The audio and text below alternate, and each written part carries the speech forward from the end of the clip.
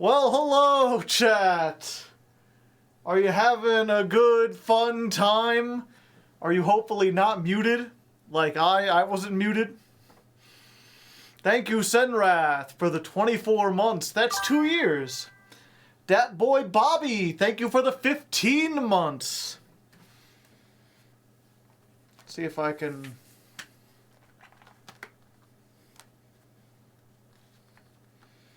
It's not quite centered. For the rank up we put on the goggles? Oh, you better believe it. Time we go. We gotta win the race. Now this is pod racing. It just needs one thing, chat.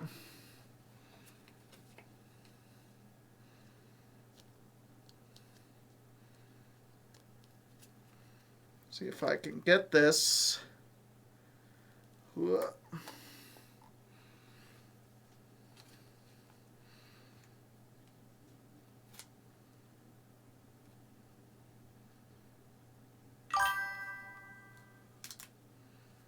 Sponsored by me.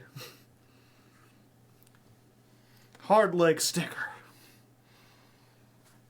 Or maybe I should put it on the front. I don't know, I feel like it looks better on the side. Totally watch Redline sometime. Yeah, maybe. If I find the time. Side is a better look. Kid, 32888, thank you for the 23 months. That's almost 2 years. Hardrick, thank you for the 10 months. We got a hype train, but I've already got a helmet on.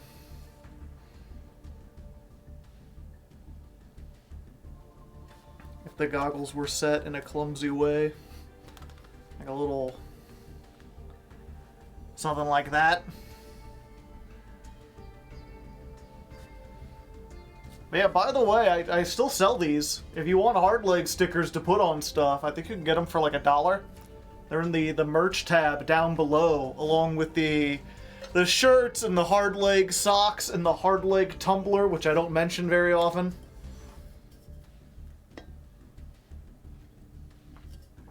Got the goggles on Amazon. I got everything on Amazon. The helmet and the goggles came as a pair. My son's got me a Hardleg sticker to put on my Yeti mug. Because someone swiped my Hardleg. They're too good. The mugs are just too good. $1. I could use that to join the Hardleg Patreon. You could. Oh, I just realized...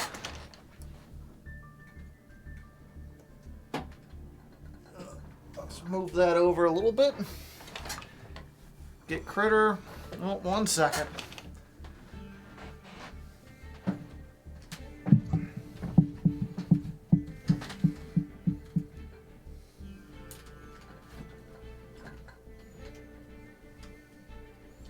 Come with me, I'm gonna win the race.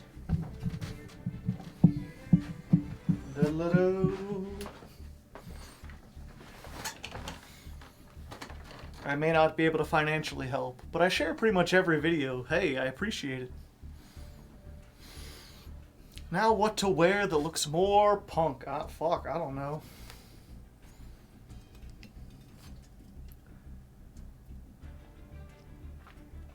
The tumbler, yeah, it's like a mug, but with fundamental differences. Unfortunately, that part of the mug is coming off, but you know. Temporary tattoo, no temporary tattoo. Just stickers. But yes, welcome everyone, especially those watching on YouTube. Hardleg Raw channel, shout out. Today's weather, we had The Race by Yellow. Kind of an obscure one, unless I guess you're British. And Jerry Was a Race Car Driver by Primus. Jerry was a race car driver. He drove so damn fast. Never did see the checkered flag, but he never did come in last. Cerveza Crystal. No, I got rid of that. I had it. Did you veto Nemlariat? No. I talked about this previously, but for everyone who wasn't there on that last stream, which was like a week ago, we had the poll, and after 2 days of voting, Nemlaria was winning like 12. It had like 12 votes, and like then second, third, and fourth were all tied with like 6 votes. And then Punk was behind, or not Punk, Gold Pride was behind that with 5. And I was like, you know, most of the voting takes place in the first 48 hours. Unless, you know, unless there's like 7 more people and they all vote for one deck, there's no way it's not Nemluria. And then, like, you know, the next day, 2 people voted for Gold Pride, and it's like, oh, Gold Pride's coming up from behind. You know, it was in 4th place, now it's tied for 3rd, then it got another vote, now it's tied for 2nd. You know, as the days went on, people kept trickling in, and Gold Pride was catching up. It was tied with Nemlaria, then Nemlaria got another vote, then it was back up again. It was neck and neck right to the finish. And in the end, at the last moment, Gold Pride won out just barely. It's so fitting, yeah. It was a photo finish. Now, it was actually tied, and then I was like, well, might as well just have a tiebreaker vote. Nemlaria's the one saying better luck next time, yeah.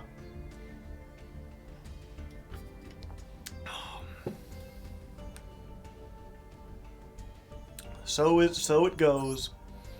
So yeah, we ended up on this. Have you prepared for the volcanic FTK? No. If somehow again you missed last week and you're like, Joe, there was no Thursday stream, there was no Friday stream. Yeah, I was finally got my wisdom teeth removed.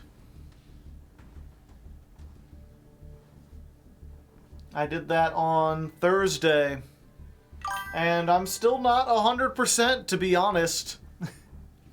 Nemesis Twisty, thank you for the Prime hype. 7 months worth.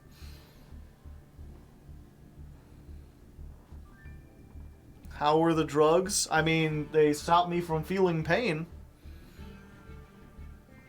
It was weird. They gave me afterwards they gave me like some industrial strength ibuprofen, like a whole bunch of them. They're like, you could take these every 6 hours. And they're like, if the pain is really bad, we've also got you. They gave me like, I think 6 Vicodins, which I had heard before is like, you know, that's one of those opioids that people get addicted to. It's like a narcotic. They're like, don't take those unless you have to. And let me tell you, brother, that first day I had to. when they yank 2 teeth out of your head, that shit hurts. Chance VT rating with a party of 4. Welcome. I hope you're doing well. But no, I think I was surprised. I said to my parents afterwards, because they let me stay at their house for a couple days when I was initially recovering, which was mostly just sleeping. But it was, you know, I was like, I took one of the Vicodins, and I expected from what I had heard that it would put me in like a delirious state, that I would feel high or whatever. And that really wasn't the case. Like, it took away the pain, but it didn't even like make me sleepy. Didn't make me feel content or whatever. And I was like, I don't see why people get addicted to this.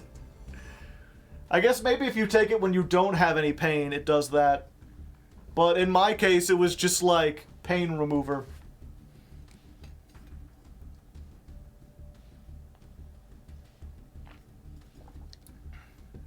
My first day was not a very good one. Oof.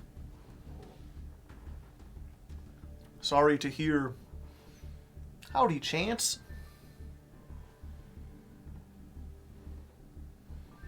Yeah, I will say the The surgery itself wasn't painful at all. I was worried because I have sleep apnea now. I guess I've had it for a while, but I didn't know it.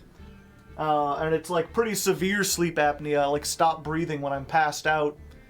And, you know, when I was going into the surgery, they were like, yeah, we can't, like, put you to sleep if that's the case.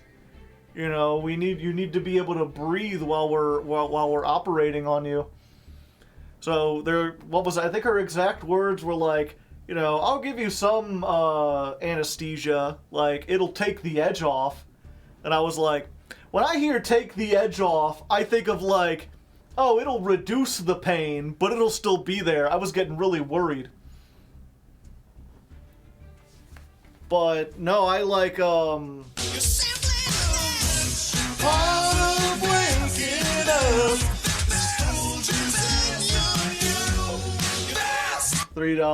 Buy the Baguska mate. Thanks, Darsh. I will. But yeah, as I was saying, they you know, they gave me the anesthesia, and I think I still fell asleep for a little bit. I was just laying there with my eyes closed. I could feel them doing stuff, but it was, you know, like there was no pain or anything. It was just more this sense of like my head's being wiggled around.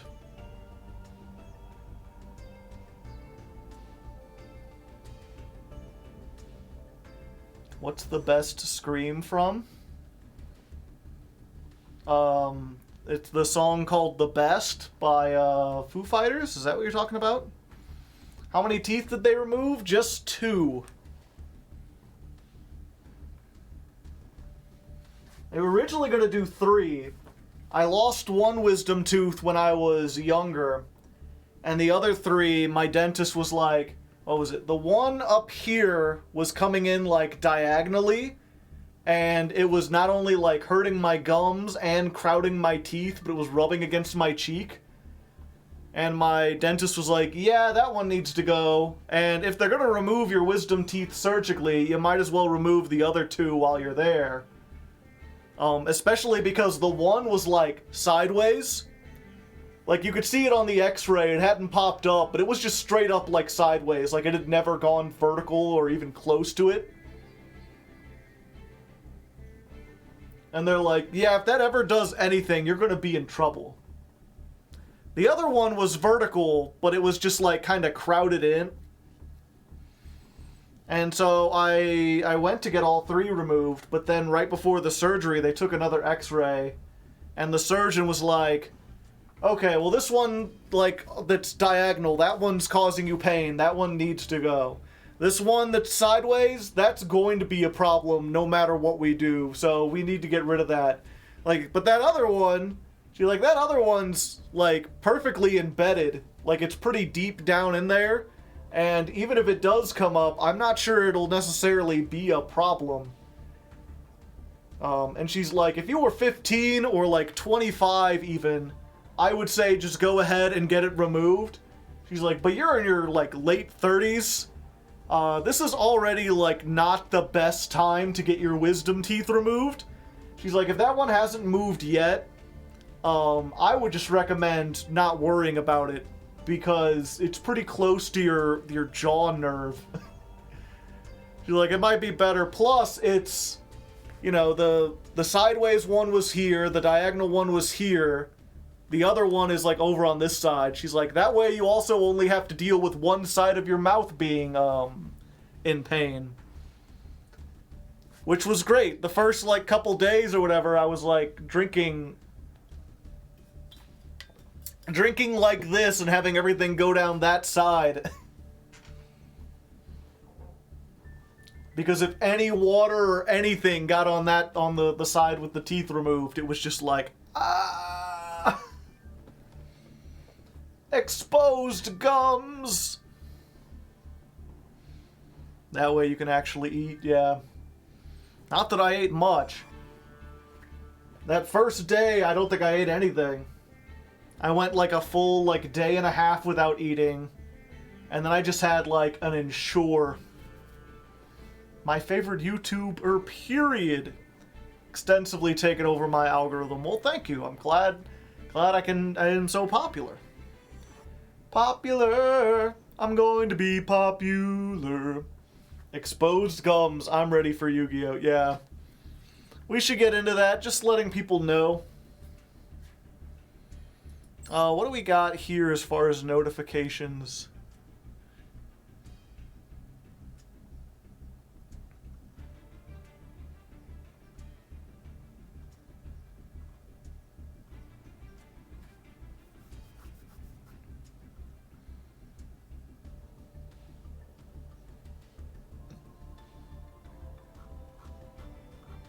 Okay. Did they do a simple pull, or did they have to crush them and remove them? I don't know. I think they had to crush them. Because I remember hearing, like, grinding sounds. But I had my eyes closed, so I don't know what they were doing. Do you have a favorite Gold Pride racer? I mean, Baller's pretty good. He ballin'. I will say it's weird, like because I've got the Gold Star Leon up here. On the one hand, you know, I'm kind of appreciative that if they had to include feet on a card, they just didn't put any like detail on them at all.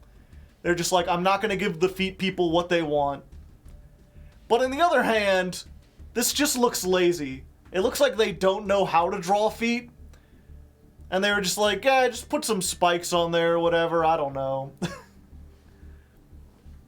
Like, I'm caught between, like, the artist in me that's just like, who are you, Rob Liefeld? Can't draw feet? And the part of me that's like, I know Yu-Gi-Oh! Players, that's for the best. I think they're supposed to look aquatic. I feel like you could have done, like, actual flippers or something. They're like webbed. It's weird because they're like... I'm pretty sure this is not her like skin tone.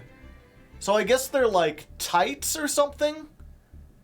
They're tights that are tight enough that the individual toes pop out. I think that's the thing too. Like if she had socks or whatever, or like I don't know why they didn't just give her like boots now that I think about it. Like, she's in a race car.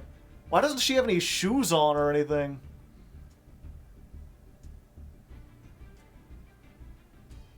Yeah, they're like weird. It's just like, it's weird that it's the same tone, like, all the way through.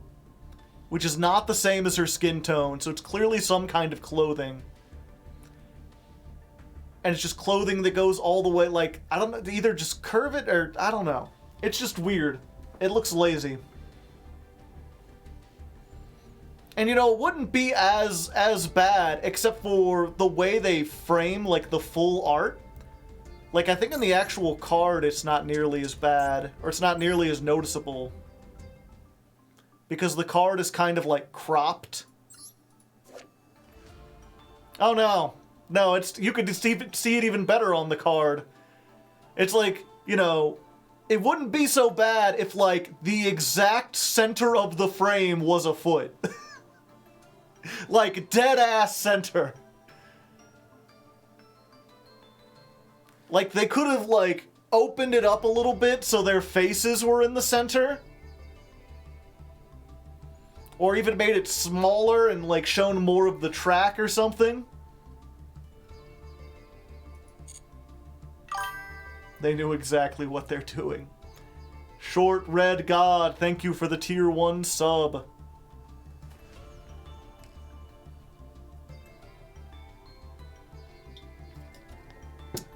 Also, I was thinking about how to explain this deck, and it was like, oh, you got, you know, you've got 3 racers, and they've each got different cars, and their cars are the different summoning types. Like, you've got Star Leon, or Leon, who's a tuner, and his car is the Synchro, and he has the ability to Synchro on the opponent's turn. You've got Rollerballer, who fusions, and the Pinballer is the thing, the fusion monster, and it fusions on the opponent turn. You got Captain Carrie, level 3. Her car is an Ixie, and she doesn't have the ability to Ixie summon on the opponent's turn. I mean, it wouldn't be particularly useful with her car, but why is hers different? Instead, they gave her a weird battle phase. Your ladder climbs give me so much entertainment. Well, I'm glad. I try my best.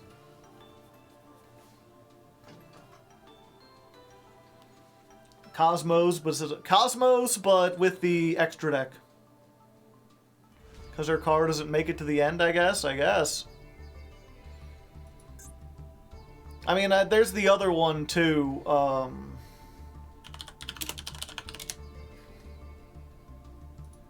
This one doesn't link summon during the opponent's turn. And it has the link. Although the link is weird because it's the reverse. Right? Like, in this case, the main deck monster is the vehicle, and the extra deck is the pilot.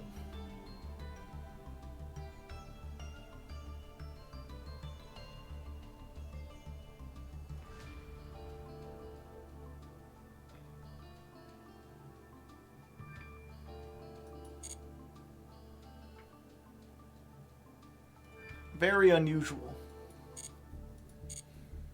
But yeah, so it makes it kind of difficult. I like archetypes where I can sit down and be like, you know, these are the crystal beasts. They have the shared gimmick that if they're would be destroyed, they become continuous spells. So it looks like there's a lot of text, but all of that text basically on most of them says the same thing.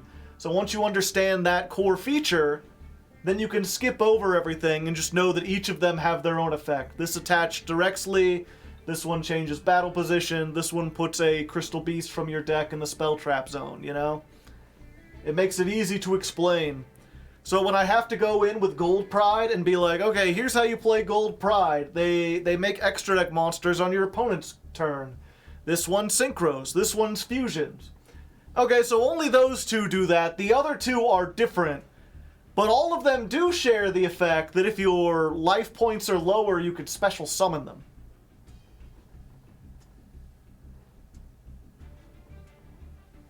I think I understand why Carrie and Nitro don't summon during the opponent's turn.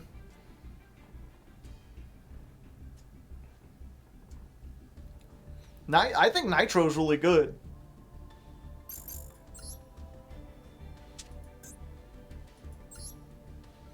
The big thing is when I was making this, the deck already has a whole bunch of mandatory one-ofs, and I wanted to reduce as many of those as possible. So we're playing as few one-ofs as I can while still keeping everything, and then everything else is just increasing starters and hand traps.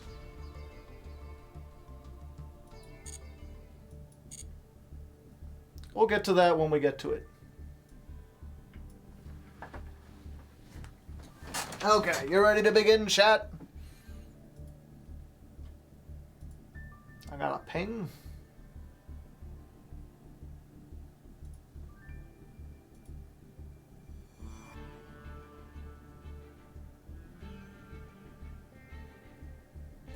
There we go. So session 1. Nice helmet, looks good, thanks. I think it fits well with the theme.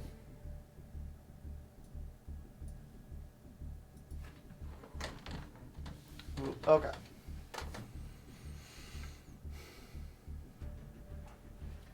And here we are, ready to start our engines and go into the ladder climb.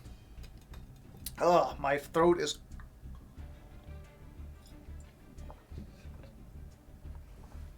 My throat is dry and cracked. How many hats in the collection now? 1, 2, 3, 4, 5, 6, 7, 8, 9, 10, 11, 12, 14, 15, 16, 17. If you count the top hat and the ball caps I have, 23.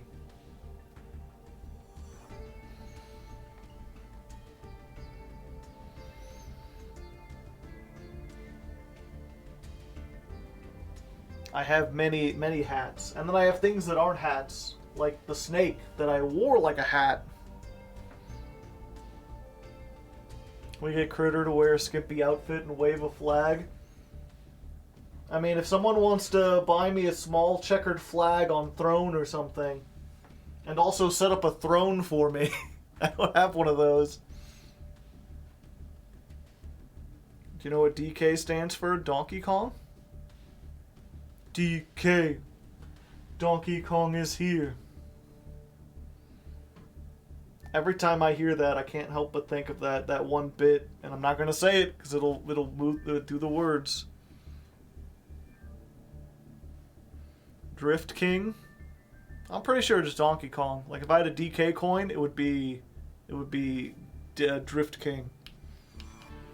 Someone buy this man a throne. No, not that kind of throne. It's a thing that VTubers use where you can put up basically stuff on an Amazon wish list, and then people can buy it for you and have it shipped without having to know your address or anything. It's time to admit it, yeah.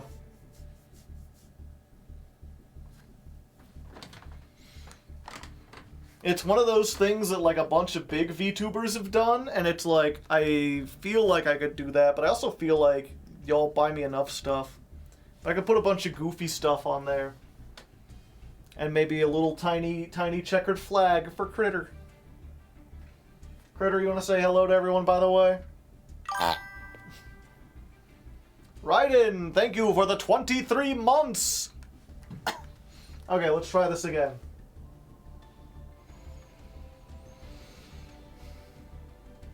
Rev up those engines, people, because it's the first day of stream. Time to climb things, time to go up.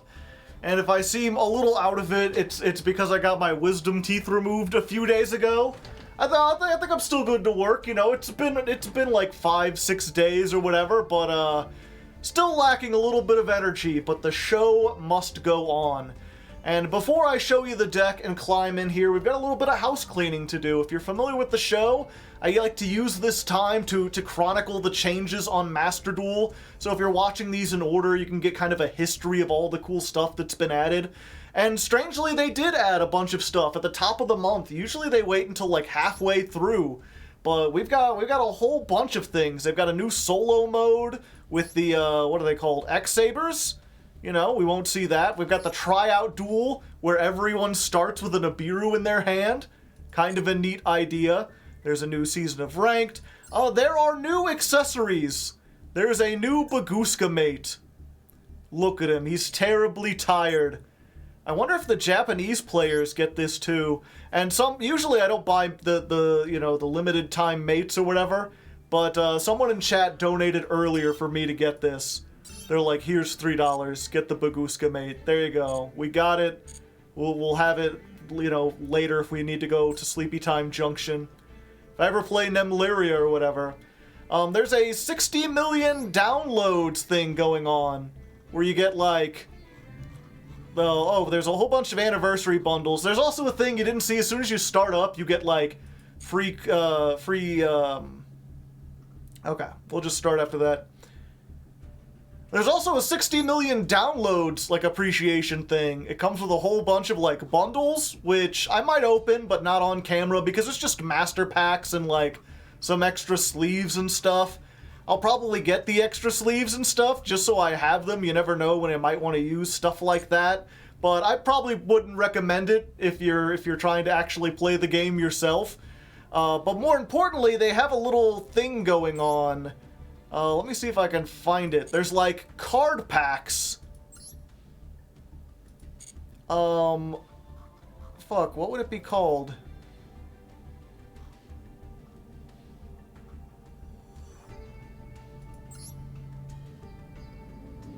A login bonus. Okay, we'll try that again. Sorry, editor. There's also this 60 million downloads appreciation event, which seems like a weird number to do, but okay. There's also this 60 million downloads appreciation event going on, which seems like an odd number to choose, but whatever, I'll take stuff. They've got these little bundles. It's a bunch of master packs with some cosmetics. Okay. We'll get this.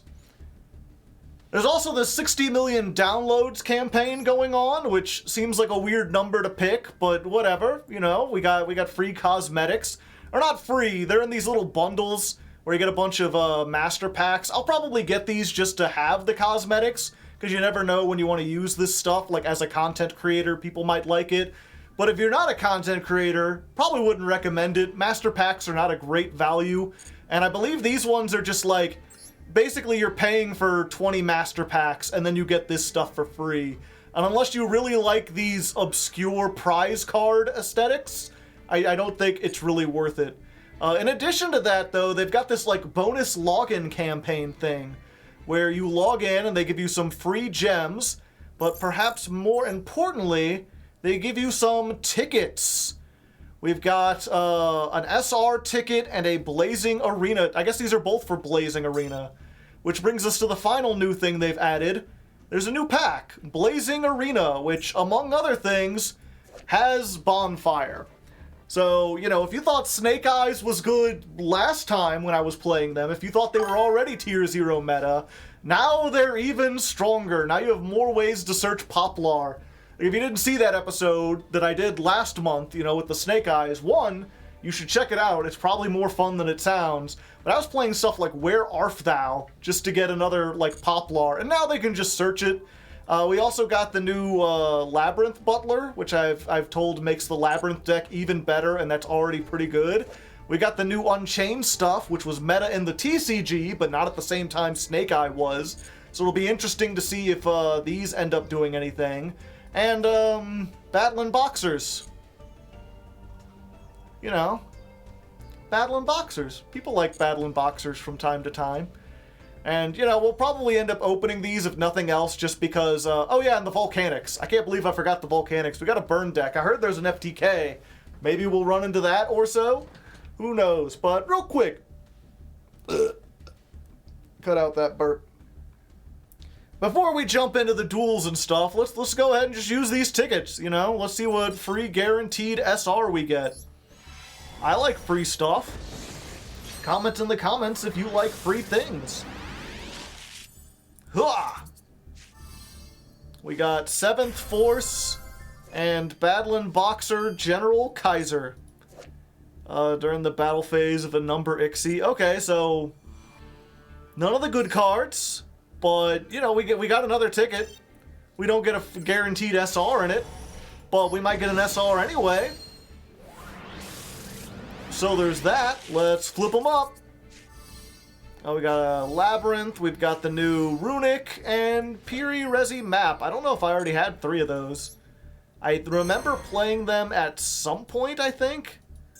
Yeah, so it's just stuff I can break down. And this new Runic, this is pretty good. Being able to summon a level 9 lets you make synchros easier sometimes. Maybe, I don't know, Runic's in a weird place on Master Duel. So yeah, that's the new stuff that's been added. The secret pack stuff we might actually run into, either the FTKs or better Snake Eyes, or the Battlin' Boxers maybe even. Otherwise, let's go ahead and jump in. I've got the deck edited out. We're playing a weird 46 card one. I'll explain how this works for people who don't understand Gold Pride Punk or don't know it. And if you're not interested in that, if you just want to get into the duels, there's time codes. I should probably have mentioned those before I started doing the opening thing, but I mean, I assume most people know they're there, they can look, but just in case you're listening and you don't want to listen to that, time codes. Okay, let's add all that in.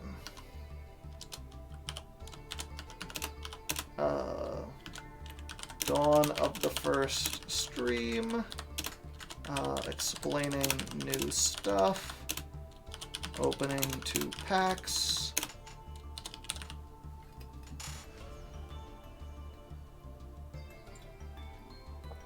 Big-time watcher, small-time chatter. Came to check out the Gold Pride. Well, welcome.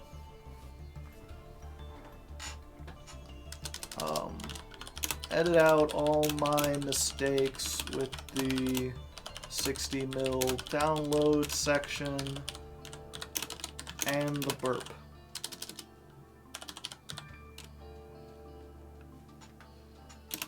Thank you. I'm working with a new editor this month with this one. Is your pride golden? I mean, it tries to be.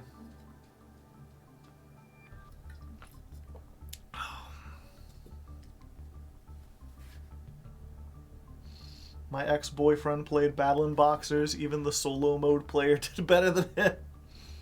Who wants to play Volcanics next month? Yeah, I am curious. Before we jump into this, let's go ahead and do a little poll here.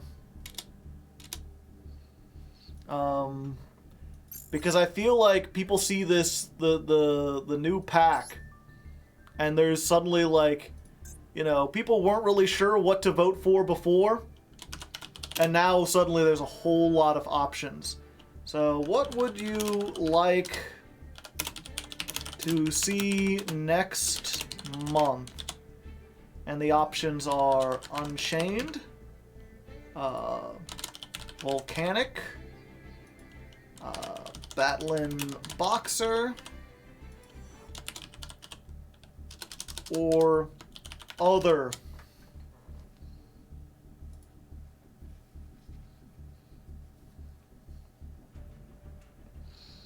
Unchained or Rescue Ace for sure.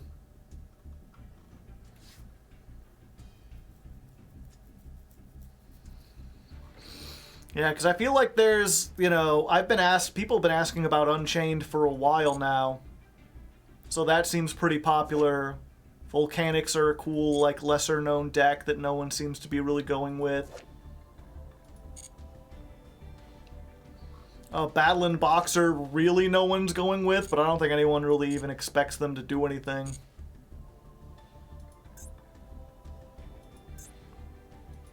And real quick, let's just... We got a Diabell Star, got a Dark Magician Girl Protector, Trap Trick Sarah.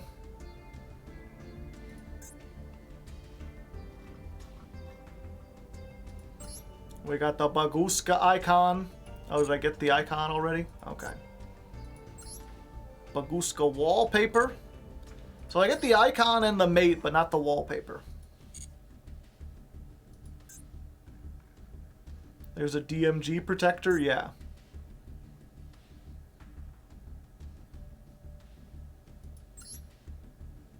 Yeah, and this is, it's 10 packs, 10 master packs. I don't know, usually I get all of these bundles just for the sake of completion, but honestly, am I ever going to use these?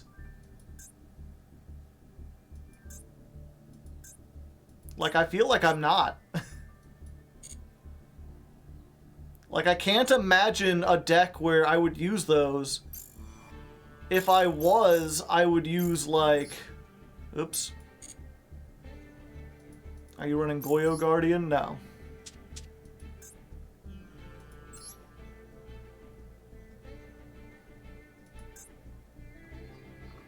Like, I already have, like, the Dark Magician and the Silver Eyes, or whatever, the Legendary White Dragon. Like, I have these two that are almost the same thing, just, like, weird versions of the two main monsters.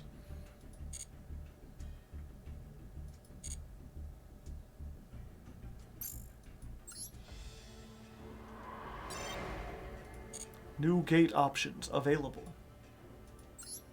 Terminal World. Hello, God Emperor. How's it going? Looks like the poll is tied between Unchained and Volcanic. They're both equally likely. Although not a lot of people voting. We got 28 votes. We got almost 30 votes out of 166 people. Most people don't seem to care what we play.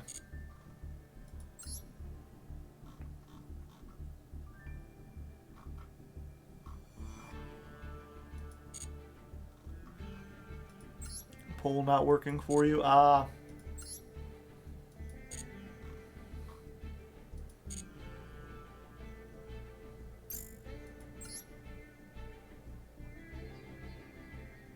Let's make Pain proud. Yeah, tied between Unchained and Volcanic. It's going to be a tough vote next time.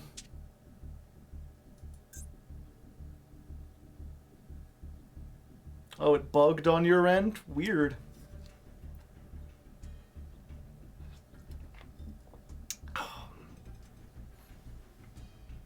We'll have to try it again. I'll try it again later.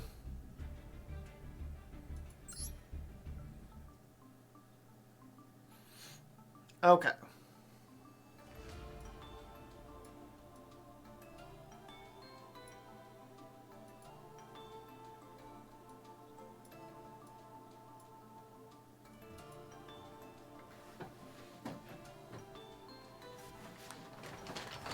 Ugh. Alright, so if you know nothing about Gold Pride, they're themed after race cars. Or not race cars, but racing. They're like wacky racers, I guess?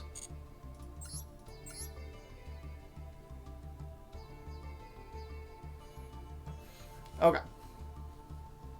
Redline. Was there a guy who raced on top of a ball in Redline? Or like a guy who rode on a mechanical horse?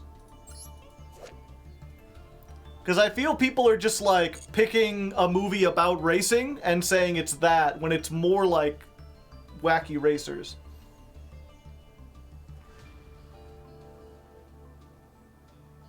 They are racists. I guess we usually call them racers. But if they're digital, then they're e-racers.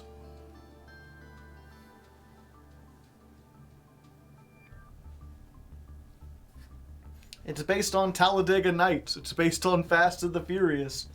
It's based on Speed Racer?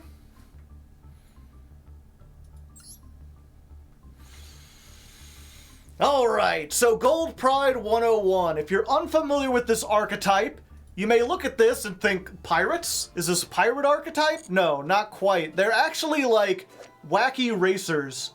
They're a bunch of, like, I was gonna say racist. They're not racists. That's not the proper term. They're racers.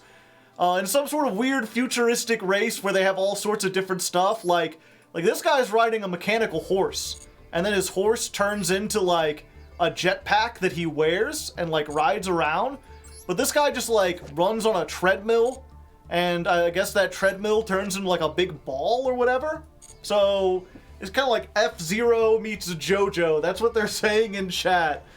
I don't need to explain the theming. Kinda. Okay. It's all about family and Vin Diesel.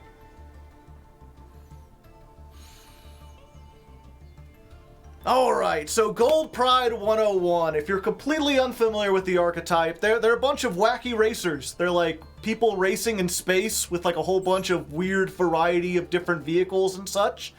Okay. Alright, so Gold Pride 101. If you're completely familiar... Alright, so Gold Pride 101. If you're completely unfamiliar with the archetype, they're based around, like, wacky racers. They're a bunch of, like, I'd say, like, race car drivers, but this guy's on a mechanical horse. And this guy just sort of, like, runs on a treadmill. So they're racing in a variety of different vehicles. And that's thematically important because their whole idea is the come-from-behind victory. Every one of their main deck monsters has the effect that if your life points are lower than your opponent's, you can special summon this card from your hand. So once your life points get lower, once you're like behind in the race, then they can jump forward and do a whole bunch of stuff. And that kind of continues thematically with a bunch of their effects. And that kind of continues thematically with several other effects. In particular, they've got this synchro that's like, during the main phase, target one monster your opponent controls. This card gains attack equal to that attack. And then if your life points are lower than your opponent, you destroy that monster. So if your life points are lower, it's a pop. Otherwise, it's just, you know, stat effects. Oop, okay. And that kind of continues thematic. Okay. I'm just going to take it from the top. Scene 420, take 69. Let's try this again. Alright, so Gold Pride 101. If you're completely unfamiliar with the archetype, there are a whole bunch of wacky racers. How did I do that? That's not even a real thing. Alright, so Gold Pride 101. If you're completely unfamiliar with the archetype, they're basically a whole bunch of wacky racers. Like, I'd call them race car drivers, but this guy's on, like, a mechanical horse. And this guy just kind of, like, runs on a treadmill. They're in all sorts of different weird vehicles, and they're in a space race. And that's thematically important, because mechanically, all their themes, not all their... Race cars. Yeah. Sometimes the boost is helpful, like against Raid Raptors. True.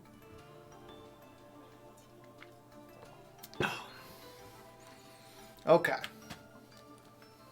I shouldn't do that. Oh, that was a bad idea. Take 17. All of them share a thematic mechanic.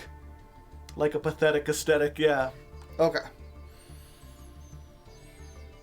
Alright, so Gold Pride 101. If you're completely unfamiliar with the archetype, there are a whole bunch of wacky racers. Like, I'd call them race car drivers, but this guy's on a mechanical horse. And this guy runs on, like, a little treadmill. So there are a whole bunch of different vehicles, and they're all in a big space race. And this is thematically appropriate because they all have the effect that if your life points are lower than your opponent's, you can special summon them from the hand. I said that. I almost said you could special summon them from behind. Like, no, that's a different thing. They ride futuristic vehicles. My apologies for this part. It's the behind the scenes. You knew what you were getting into coming into a live show. Hopefully. I will say this is kind of hot.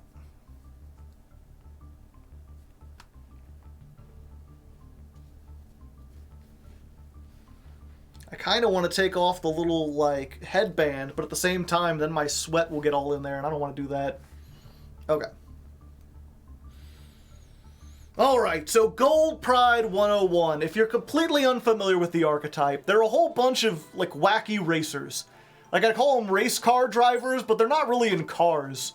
Like, this guy's on a mechanical horse. Roller baller is running on some kind of treadmill. So they're in a whole bunch of variety of different vehicles, and they're all in a futuristic space race. And this is thematically appropriate because they're themed after the idea of, like, a come-from-behind victory. All of their monsters say, if your life points are lower than your opponent's, you can special summon this from your hand.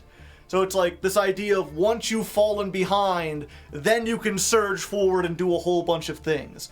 And they have a couple other effects that work with it, like they've got this synchro that says, during the main phase, quick effect, target a monster your opponent controls, gain attack equal to its original attack.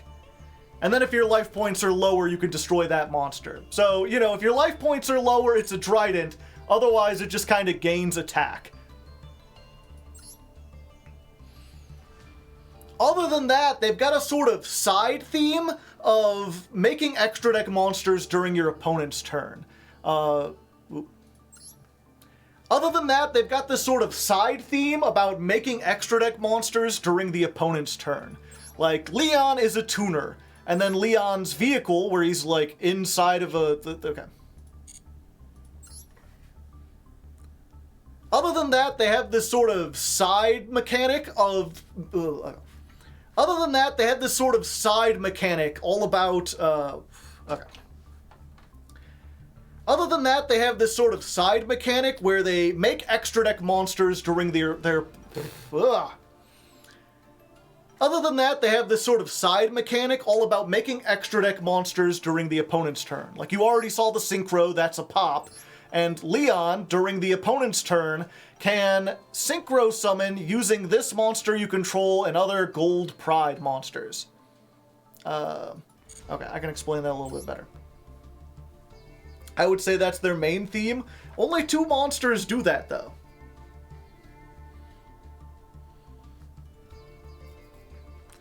Other than that, they have this sort of side gimmick where some of their monsters can make extra deck cards during the opponent's turn. For example, Leon. He's a tuner, and during the opponent's turn, quick effect, you can synchro summon 1 synchro using only Gold Pride monsters you control.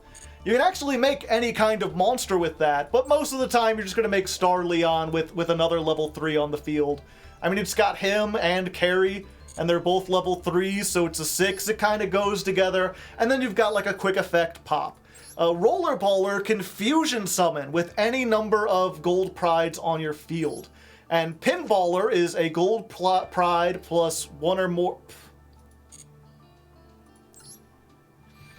Rollerballer can fusion summon with any number of Gold Prides on your field. And they have 1 fusion monster, Pinballer, which is Rollerballer plus 1 or more Gold Prides. And when this is fusion summoned, you can equip face-up monsters your opponent controls up to the number of fusion materials used. So this is non-targeting equipping cards, which is really kind of strange, but I like it. It's a unique bit of removal, and that's basically your win condition. What you're going to be doing is on your turn, special summoning all 3 of these out, and then during the opponent's turn, you're going to make Star Leon, you're going to pop something, and then you're going to fusion summon the Rollerballer, and you're going to suck up some things. And then in addition to that, all their extra deck monsters say, during the end phase, if the previous effect was activated this turn, return this to the extra deck, and if you do, special summon the pilot, essentially. If you haven't noticed, all of the main deck monsters are like the pilots, and then all of the extra deck monsters are their vehicles. Or in the case of Star Leon, like an advanced version of his vehicle. You got the Synchro, you got the Fusion, and then Carrie has her Chariot. Although oddly, Carrie is like an odd one out in that she doesn't have an effect that lets you Ixie summon during the opponent's turn. You just kind of have to make this during your turn. And as for that effect of like shuffling everything back, it kind of sucks in some ways. But it can give you some advantage because some of these cards gain effect when they're summoned. In particular, Carrie. When she is summoned, normal or special, you can add 1 Gold Pride trap from your deck to your hand. Leon, when he's summoned, you can grab a Gold Pride in the graveyard and summon it to the field, although you're locked into just making Gold Pride out of the extra deck the turn you use that effect. So you kind of get this idea of like, you know, you put Carrie on the field, you use her as Synchro material, or you use her as Ixie material. Oop, okay. So you kind of get this idea, it's almost like Snake Eyes, in that like, you put the monster on the field, you use them to make an extra deck, and then the extra deck monster is removed, and you summon back the material that gives you a search. The difference, of course, is that there's only really 1 Gold Pride trap worth running, and it's kind of a weird one. If your opponent normal or special summons a monster, target that monster, reveal 3 Gold Prides from your deck, your opponent randomly picks 1 for you to special summon, shuffle the rest of the deck, and then destroy that monster you targeted. Which is kind of weird. Basically what you're doing is it's removal and a search at the same time. When they summon, you destroy their monster, reveal 3, your opponent picks 1, and you summon it. So what you want to do in this deck is get Captain Carrie, summon her, get the trap, and then during your opponent's turn, you have a pop where you can reveal 3 Leon, summon Leon, get something out of the graveyard. Hopefully you're going to have Rollerballer, and then... Ooh, okay. So basically what you're trying to do with this deck is go first and just get to start your engines, get to this trap. Because that alone is going to give you not only a pop, but you're also going to search Leon. Leon will summon. If you've got like a Rollerballer in the graveyard, which we have a couple ways to get... Damn it, okay.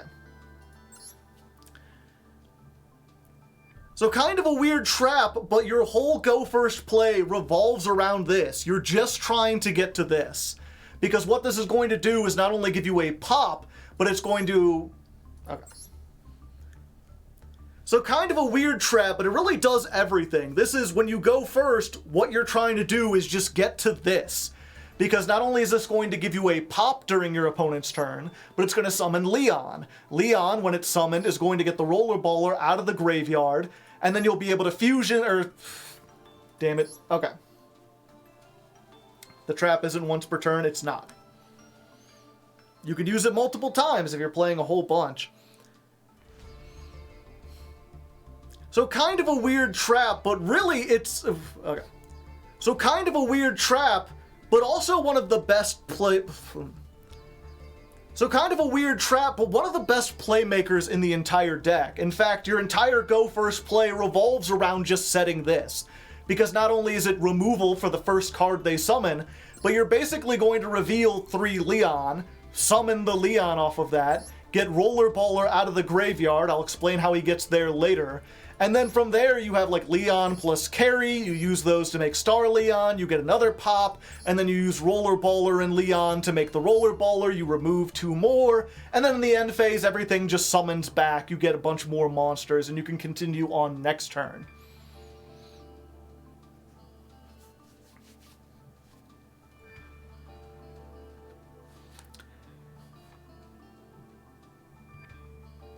Okay, let's try this one more time. I did kind of mess up there.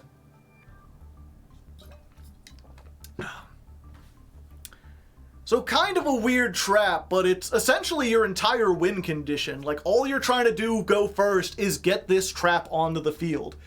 Because not only is it removal as soon as your opponent summons a monster, but you're going to reveal 3 Leon, hopefully. Summon Leon. Leon will get something out of the graveyard, most likely Roller Baller. And then not only will Leon plus whatever else you have on field be able to make the Synchro, but then you can use Roller Baller and the Synchro to make the Pinballer. So you're basically getting 4 pops from that one trap. Like 1 off of it, 1 off of the Leon Synchro, and then 2 monsters with Pinballer. Everything else in the deck is just about facilitating that. You'll notice that we're playing a whole bunch of punk cards. If you're unfamiliar with this archetype, the best way I can explain it to you is they pay life points to search things. That's it. Their monsters just pay life points to search things. They have some big stuff, they can synchro summon some things, but that's really the only important thing. They pay life points, which puts you lower, which means you can special summon all of the gold prides from your hand. Okay, listen. If I had to explain it in one way, they pay life points to search stuff. They do a whole bunch of other things too. I mean, they've got level 8s, which means they can pay life points to search stuff. They can do a whole bunch of other stuff too. You know, they've got graveyard effects, they've got these level 8s. All of these are tuners, which allow you to make some like level 11 synchros, which we will take advantage of. But the most important part for this deck is just that they pay life points. Because once your life points are lower, then all your gold pride effects are turned on. And then perhaps more importantly, they're all like level 3s. At least most of the main... Damn it, okay. Pay life points to do things. They have a whole bunch of other effects, like they have graveyard stuff. Oop, they don't have graveyard stuff. I don't know why I keep saying that. They have a whole bunch of other effects, like they have some level 8s that do some weird searchy things. They can make level 11 synchros because all of these 4 are tuners. So you got 3 plus 11, and we do make use of those, but mainly they're just here for paying life points, which turns on all your gold pride effects. That, and because these are all level 3, and they have a combo that allows you to get 2 of them onto the field at once, you can overlay them to make the Chariot carry. And this doesn't do anything during your opponent's turn, but during your turn, you can detach 1 material, add a gold pride spell from your deck to your hand, and then if your life points are lower, you can send a gold pride monster from your deck to the graveyard. So you're going to use this to not only send the Roller Baller to the graveyard, but you're going to get gold pride, better luck next time. And this essentially just searches you a gold pride monster. You use this, you get Cherry O'Carry, special summon her. Why did I call her Cherry O'Carry? That's fine. Special summon her, and then when she's summoned, you get the trap. So that's the deck in the nutshell. That's everything. Okay. Start from... and then send one to the graveyard. So that's going to get you the Rollerballer in the graveyard that you can later revive with Leon, and the spell that you're searching is Better Luck Next Time, which is just a searchy spell. It allows you to get Captain Carey, which because your life points are lower, you can special summon, and then she'll search the trap. So that's the whole deck. Everything is this long, convoluted combo that allows you to make a rank 3 Ixie through some disruption, and then hopefully do stuff to end with this in the graveyard and this on your field, so that we can do all the stuff I mentioned earlier. Now, if you're wondering why we're playing 46 cards, the reason for that is actually fairly simple. It has to do with ratios. We have to play a certain number of one-of cards that, like, don't really do anything on their own other than be, like,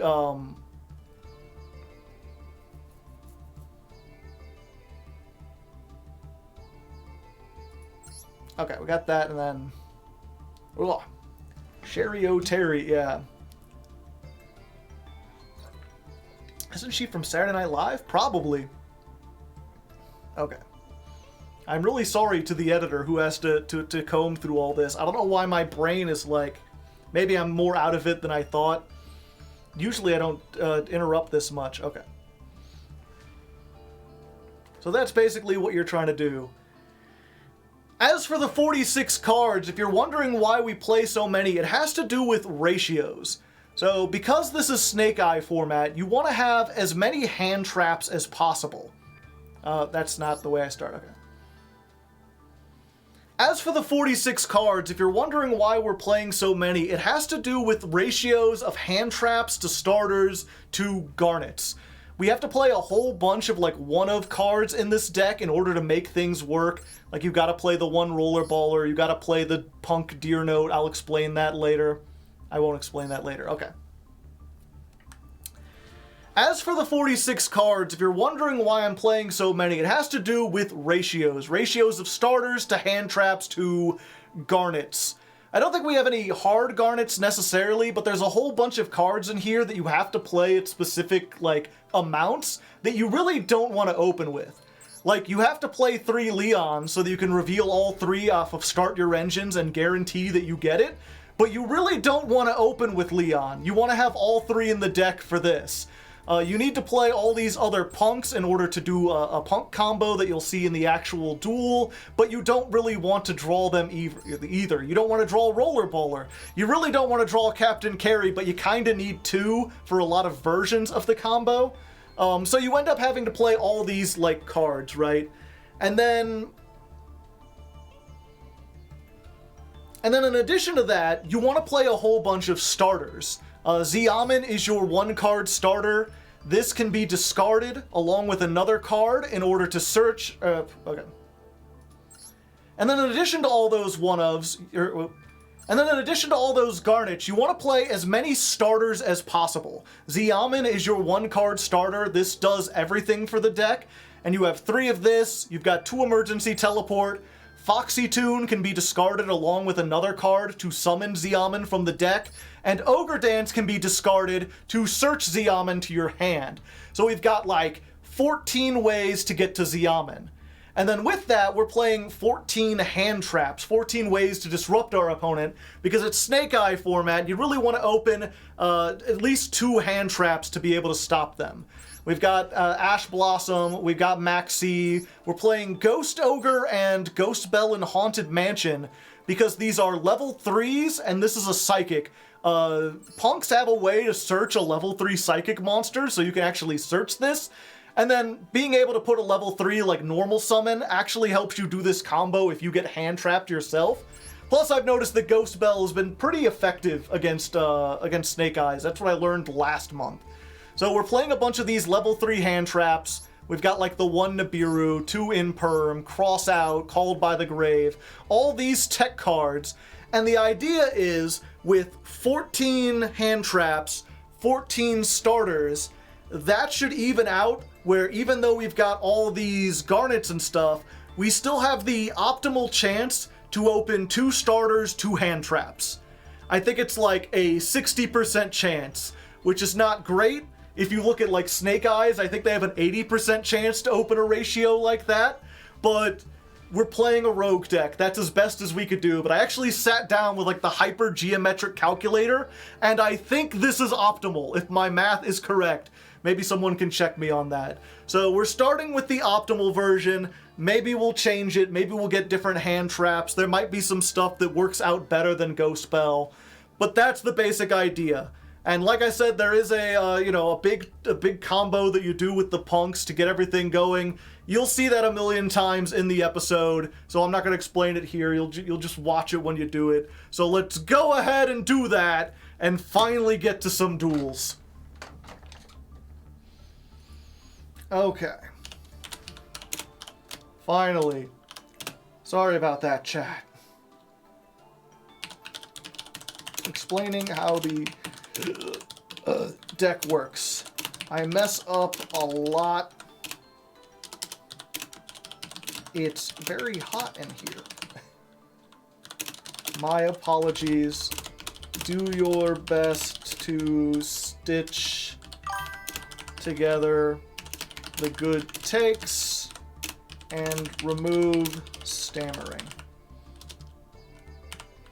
And thank you, Maury, for the 14 months. Okay. Give me a moment, chat. I'm going to go ahead and grab one of my dinner shakes. Oh boy. The exciting part of having teeth removed. And I'm going to turn on the air conditioning. It feels weird to do it this early in the year, but it is very hot in here. Oh, Cerveza Crystal. No. Hear that jiggle jaggle? It's Ensure Maximum Protein. It tastes kind of like chocolate.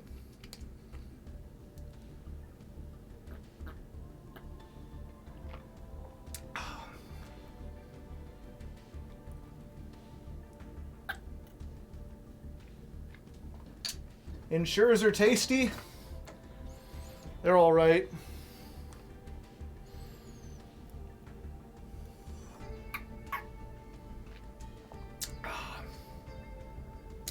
They're not great, but they're filling. They've got energy.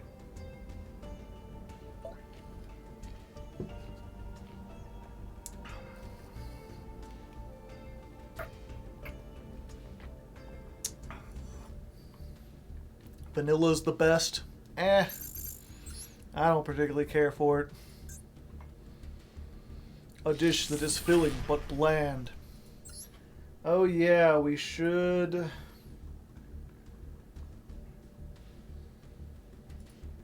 Check it out, chat. You can see last month's stats.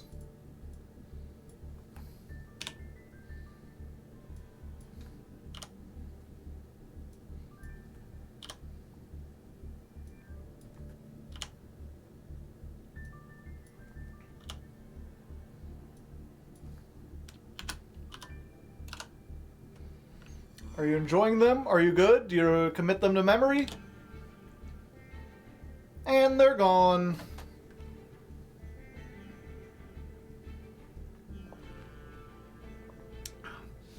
Yeah, a 2-to-1 win ratio. That ain't gonna happen this month.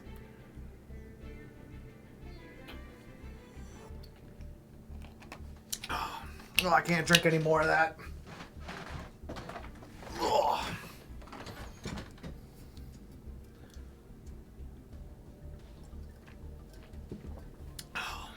Okay. Goodbye, Snake Eyes. It's time to rock and roll.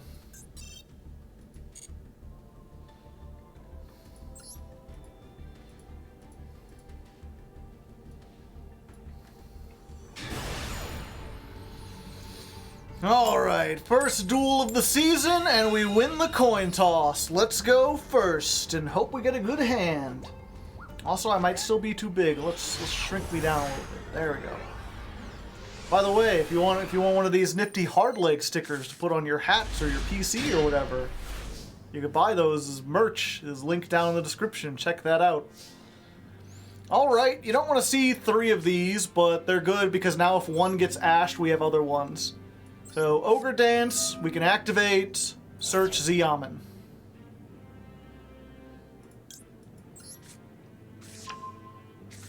Let's go ahead and normal summon Xiamen. And this is great because normally what you're going to get with Xiamen is Foxy Tune. And we've already got the Foxy Tune. So the fact that they ashed this is fine. In fact, it's better than fine. It's great. Let's go ahead. We're going to send this from the hand to the graveyard. And then send another card. And I think I'm just going to give up the Nibiru. Because at this point, we're just going all in. And we're going to get... I think it's Shirakusai, right? Yeah. We get Shirakusai. So this guy, activate his effect, pay 600, special summon a fusion. Ooh, yeah. And we'll use these 2 to make Rising Carp. And then the fusion's effect is tributed, summon 2 punks from the deck. And we want to go with Wagon and Deer Note. Deer Wagon. And then Wagon can pay 600. Add a punk spell. We've only got 1, but if you're familiar with this archetype, it's crazy. Twice per turn, if a psychic pays life points to activate its effects, draw a card. So what we're going to do is we're going to use Wagon, and we're going to use Deer Note, the level 5 non-tuner, and we're going to make Jam Dragon Drive. So when this is summoned, we can pay 8 or 600 to search, and when this goes to the graveyard, we can summon one out of the graveyard. And let's just go ahead and put Wagon back out here. It doesn't really matter. So we'll put this out here. And then we've got a whole bunch of stuff we can search. This is the one that's any level 3 psychic. So if you already have stuff, you can get Ghost Ogre. In this case, we're going to go with Madame Spider. And we'll add it to our hand. And because a psychic paid life points, we'll get to draw a card. Hey, pretty neat. So then in addition to that, this effect, or this field spell, lets you banish a punk from the graveyard to summon a punk from the hand. So we're going to get Madame Spider. Madame Spider can pay 600. Search us a card. Or a trap card. And we're going with Nishitashi, which pops a card. Oh, and we got another draw! Yay! Oh boy, Max C. So from here we can set this. Since we have an 8 and a 3, we can make Psychic End Punisher, which is a boss monster in its own right. Most versions of the deck don't, or most versions of the combo don't make this, but because we opened with 2 Foxy Tune, we could.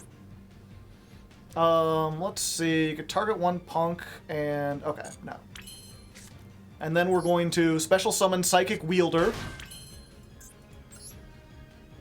And what are these? If you're target to monster, draw a card. Yeah, we're going to keep Madame Spider out. This is another one. Because we drew into an extender, we can do this. We're going to put these 2 together and make Chariot Carry. Chariot Carry.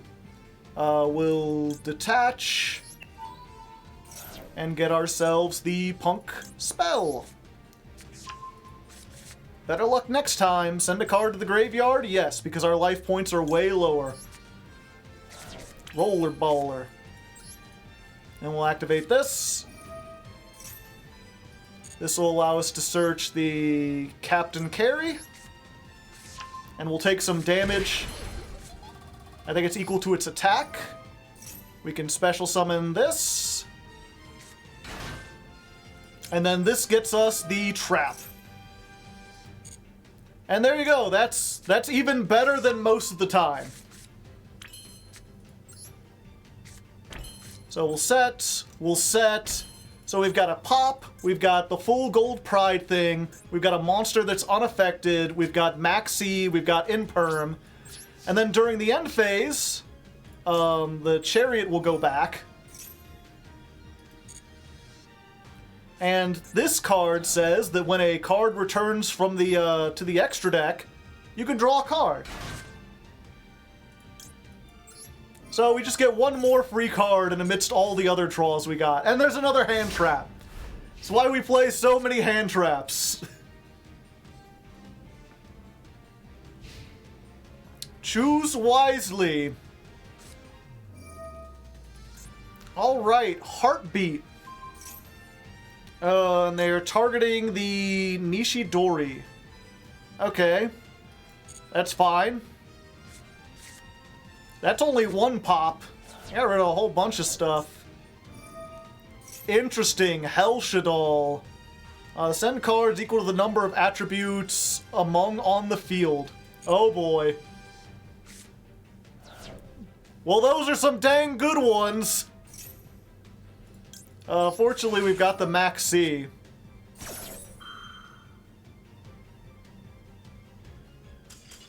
And there we... So we didn't get to show off the gold pride of the half of the deck. But you can see, like, if you go first, you could play through one disruption and make a board that's, like, pretty dang unbeatable. Like, in addition to all those draws and everything, we still had the imperm. As soon as they summon something, we pop it. We get Leon. Leon revives Rollerballer. We've got another pop. And then we can non-targeting suck up 2 of their monsters. And then if they somehow manage to build anything through all that, they still have to beat Pep, which is unaffected by monster effects. I think it's unaffected by all card effects, while our life points are lower. And in the battle phase, it gains attack equal to the difference. So because we're at like 5,000 at that point, we're going up past 8,000. So we've got an unaffected thing that can just punch for a lot of damage. Now, of course, if we go second, or they have 2 hand traps, or we don't draw into like Max C and extenders and stuff, then we may have a problem. But it's always nice when the first duel shows off like the best possible duel you could have.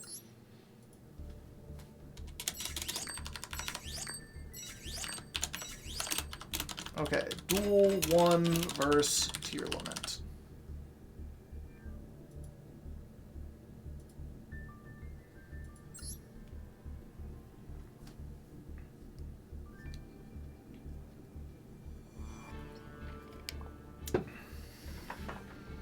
You can synchro into an amazing dragon. Oh yeah, good point.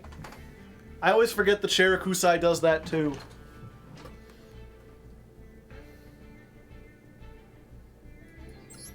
How are you doing tonight? I'm doing alright so far.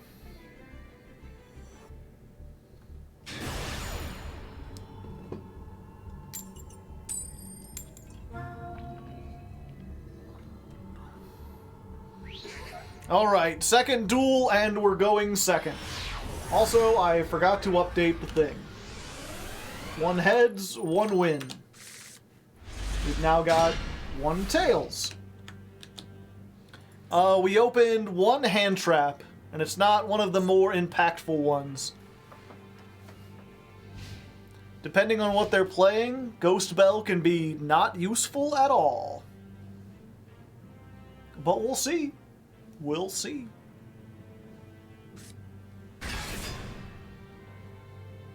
Alright, going for Kashtira. Yeah, I feel like Ghost Bell is not very useful here. I guess we can stop the birth if they summoned out of the graveyard. It doesn't look like they're doing that, though. Ah, okay, so it is Snake Eyes. Okay, in that case, we don't want to stop the birth. Good old Snash. Snash sermon popular. They're going to be popular. We prefer to negate the Flamberge. Oh, yeah.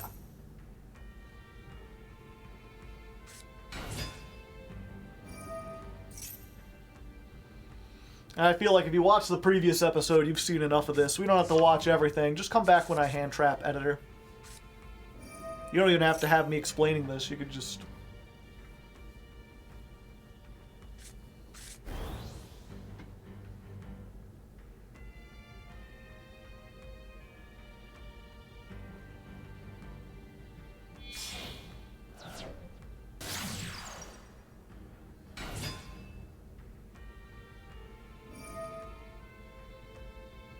turn chain off so they don't think I'm up to anything.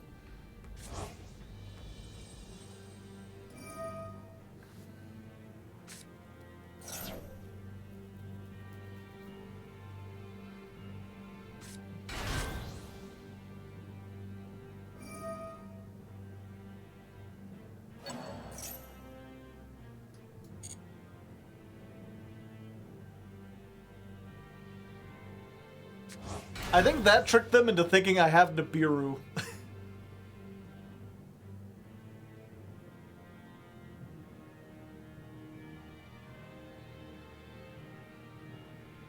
Now they're thinking. Now they've got a bit of thunkery going on. Oh? That's not how I would have done it.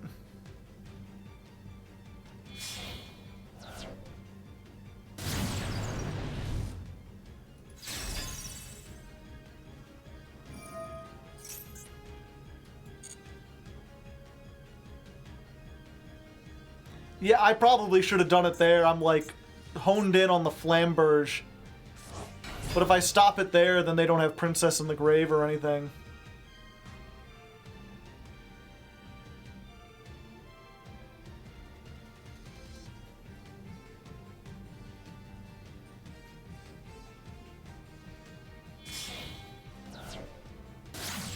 Second chance to use Oak, and they said nah. Are they only playing one flamberge?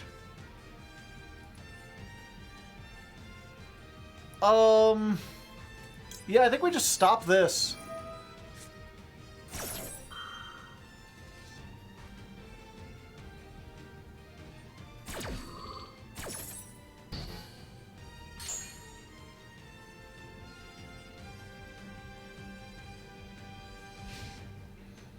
All right. So all they've got is Princess and plus a billion hand traps, and there's Xiamen. And I can stop at least one of those hand traps. Let's go Xiamen.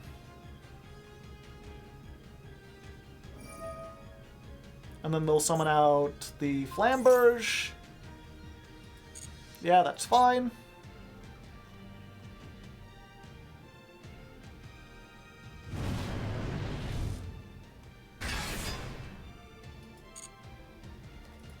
Let's go ahead and activate that effect. Get ourselves a Foxy Tune.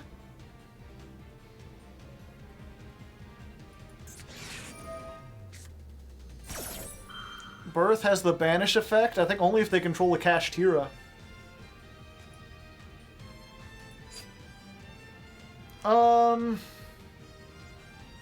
I mean, I've already got Carry and Rollerballer, and I've paid life points.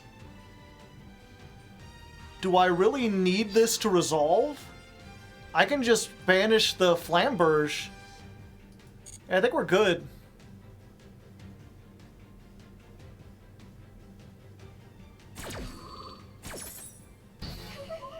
I'll just let that go. And then we can summon Psychic Tracker, so we control level 3 monster. Got a tuner and a non-tuner.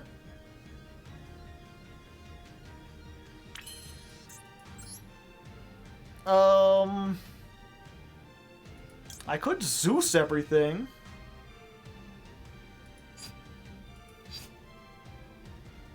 Maybe that's the better thing to do.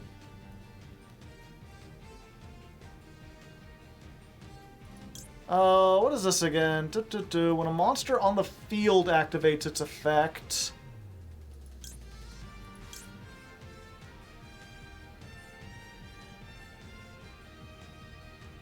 Zeus does nothing against its... I mean, I can Zeus and then hit the Flamberge was called by. Or I could just make Chariot. Yeah, you know what? I think we make Chariot in this case, because we've already got Rollerballer and Carry. So let's get this.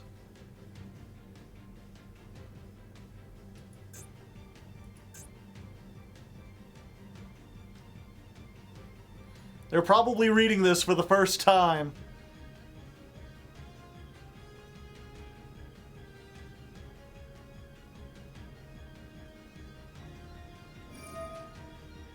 Yeah, okay. In this case, I think I do called by the, yeah, because we want to get this effect off. So let's call by the Princess. Maxi. Unfortunate. But I might be able to OTK here.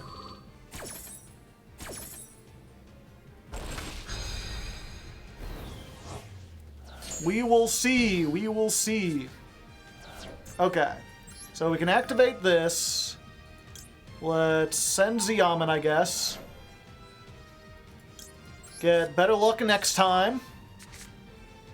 Send a card to the graveyard. Yeah, we'll just send the other carry. No, we're not using that effect.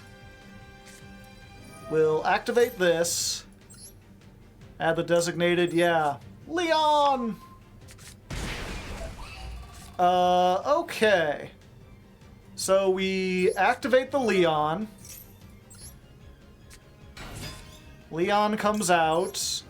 Leon will get back the carry. Carry will get us the trap, which I don't think we'll need, because again, I think we can OTK here. There's a chance it looks like they've got something, maybe Valor.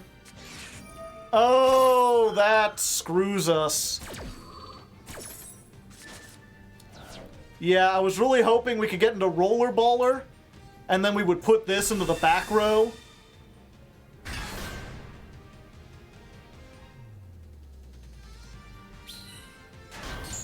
You got a rock. I do have a rock.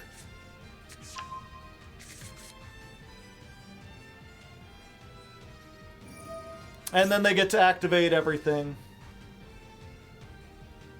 Yeah, we can still Rollerballer, but I really wanted to Rollerballer the Flamberge so that they didn't get to, you know, summon 3 monsters and search 3 cards and get a starter for next turn. That's the key to stopping Snake Eyes. Like, if we can stop them from resolving that. And maybe I should have saved the called by for that specifically. That's what I was thinking, but I don't think we would have enough material if I didn't stop the Princess effect.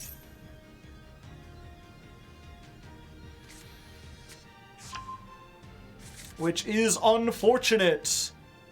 Yeah, and you know, I hate to be this guy, but this would have been a beatable match if not for Maxi. The fact that Snake Eyes can do all this stuff and play Maxi on top of it, I don't know how any rogue player can be like, oh yeah, I love playing against decks, the best deck, where they also get the best, like, rogue tool. We still do this.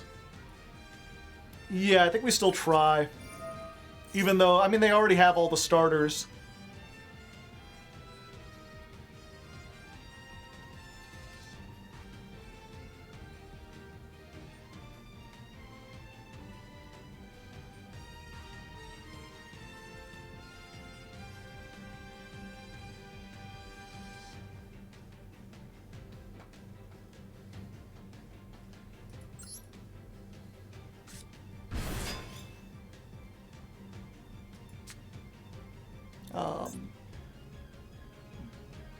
Oh, okay, I can use monsters from my hand. Yeah, I might as well.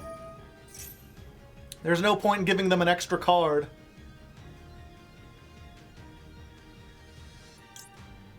Time to be ballin'.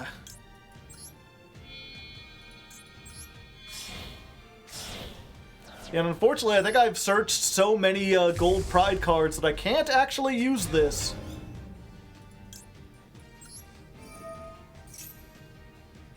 No, I don't want to use that.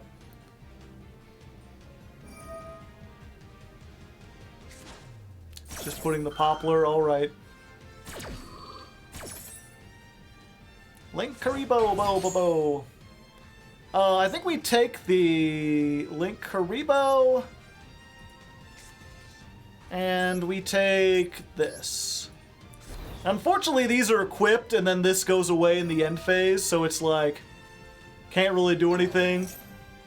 Like, they still have access to these. It's not like when you use that with them. And yeah, at this point, it's just like, well, they've got like 6 cards. We know they've got a starter. Like, this is a starter. They've got the birth, so they can bring that back. They've got everything. So there's not really any point in doing this. I'll just surrender. But you can see how, you know, in absence of Maxi, we might have been able to OTK them, maybe.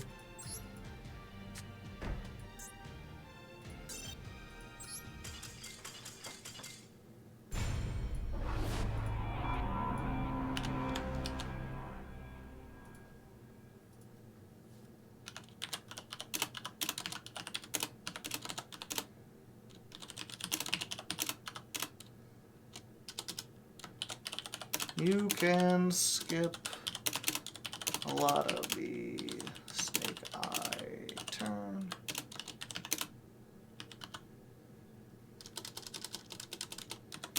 And skip from after the Nibiru until the end where I explain the surrender.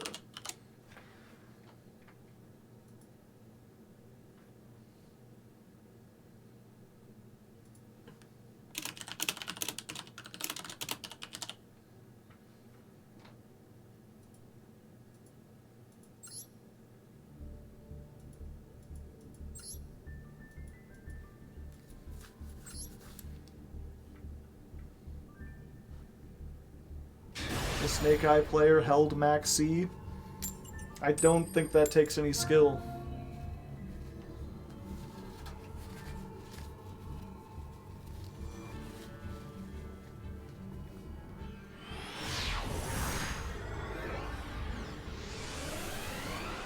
Or it takes the barest amount of skill to just be like, yeah, wait for them to summon and then do something. Did I win or lose the coin toss? I wasn't paying attention. I lost. Okay. Go in second, and I've got 0 hand traps. This is one of those, you know, chances you run into, right? Where you open with like one of starter, starter, starter. Oh hey. I've already got the starter. Might as well put that in the graveyard.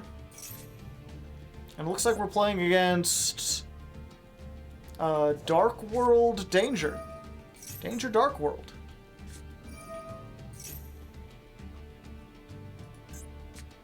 Gates of Dark World. Do I can banish one. Yeah, I think that's... It slows them down at least. I ain't gonna have much time. Might as well hit the one. Use the other one.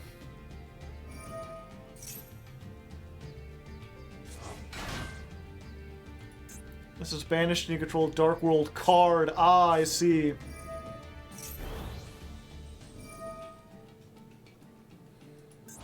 Try again. Ah, Ceruli.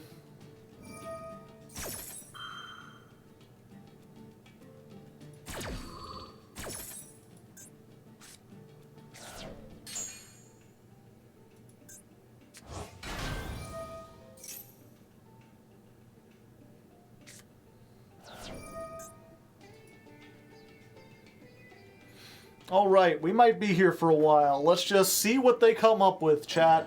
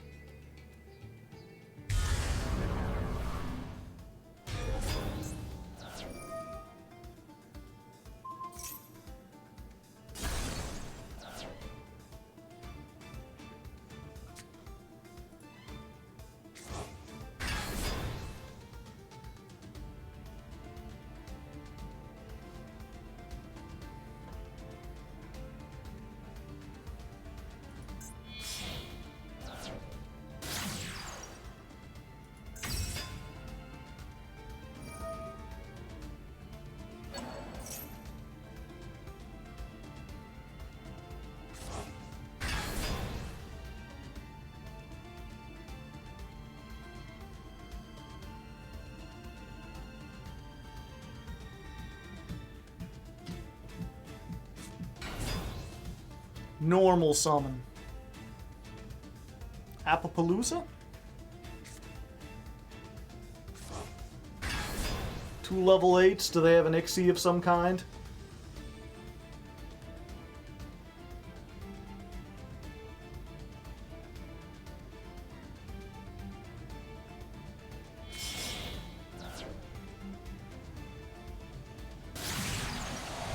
Yeah, it's just Appapalooza. My deck is like mostly monster effects. I don't think I can beat Appalooza. And then if I had a spell, they've got the Grapha for the 1 spell. Well, I got 2. Let's go ahead and do 1. Be like, of course one of the only remaining cards is Maxi. No. No, you're not allowed. Get out of here.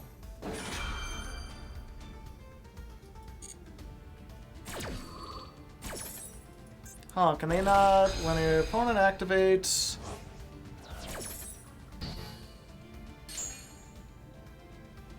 Huh, maybe they don't want to discard something? What is this again? A synchro that uses this gains 600 attack. Maybe? Yeah, you know what? Let's try this. Standby phase. Another one. Let's go ahead and get Madame Spider. Activate the effect. You want to discard the final card from your hand or negate it with Appalooza?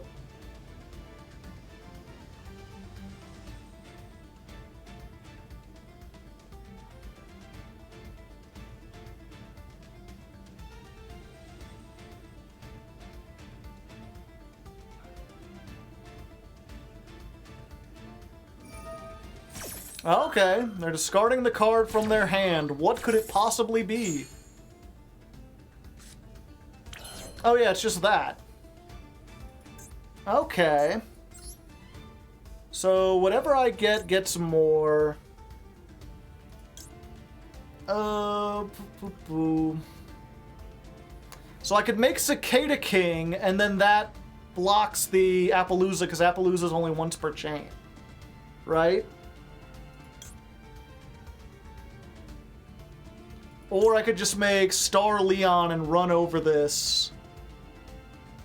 And then, yeah. Okay. I make Star Leon here.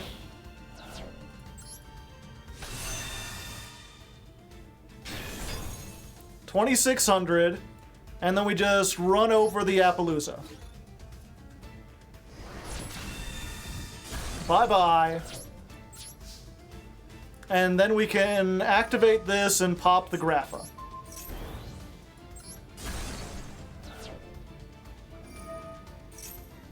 Target 1 Grapha, then each player discard. Oh, I gotta discard a card.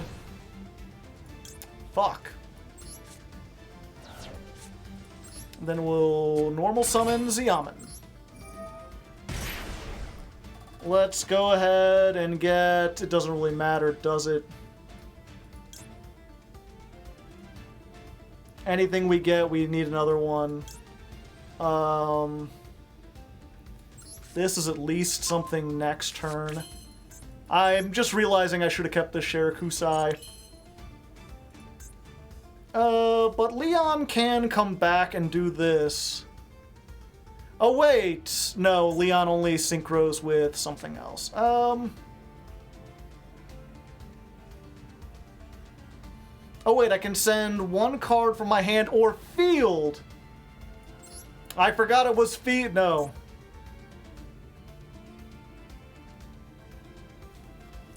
Send this card from your hand or field. I can summon... Oh, wait, yeah. Yeah, my life points are still lower. I get Leon. It has to tribute a punk monster. damn. Oops. I thought I went to cancel.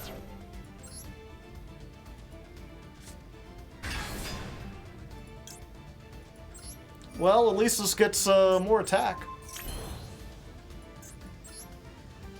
Yep.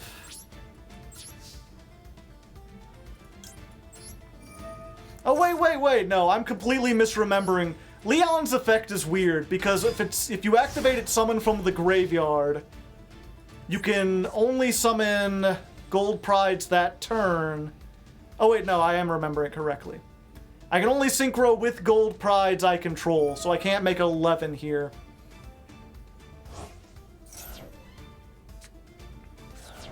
I can't make Pep.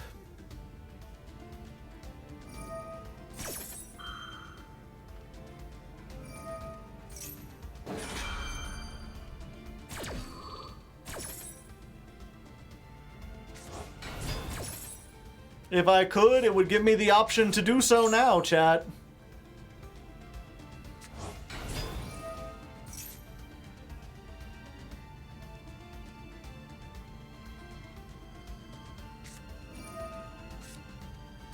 Yeah, I didn't think... I knew this floated into Grapha. I didn't know it made you discard when it did it.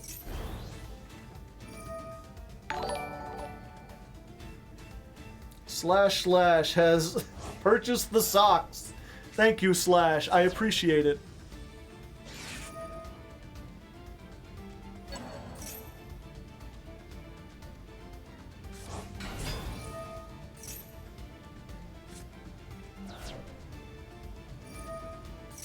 Yeah, if I had known that, I could have played around it by doing stuff first before popping it, because there was no rush to pop it.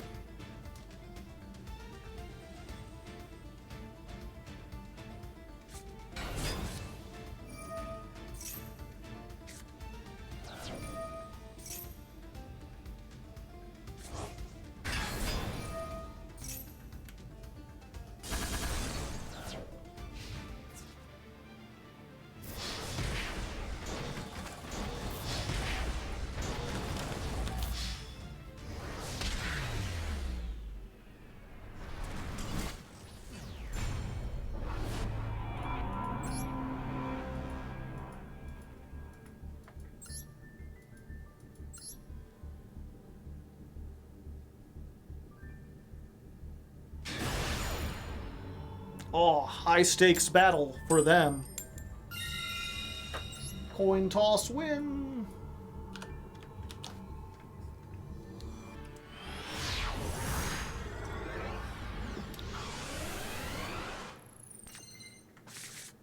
Is that hat heavy? Not really. Alright. Weird hand. Weird indeed. We've got no way to whatchamacallit, but we can do this. This might bait out some stuff. Time to be a master baiter, chat.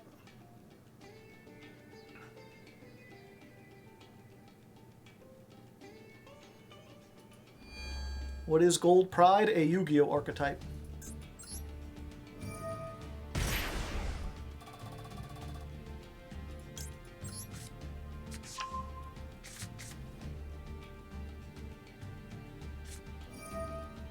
Droll Lock. Yep, I didn't play around that.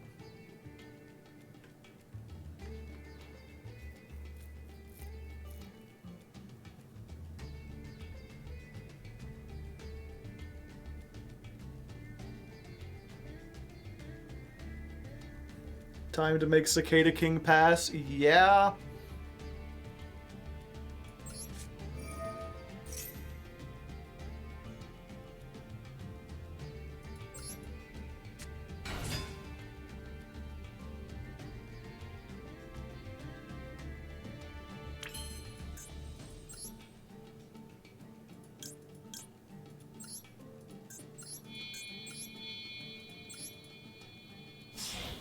We can make the synchro too. We can. And during the end phase, it'll return to my extra deck. And then it'll summon out Leon. Oh yeah, I guess that would have been better. And I could draw a card.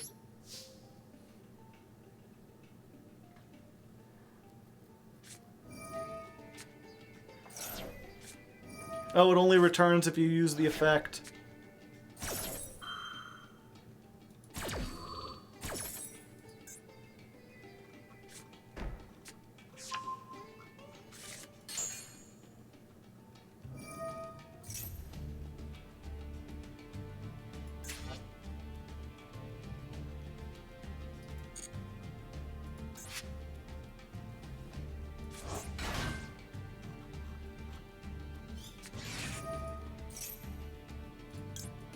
Hee hee, no.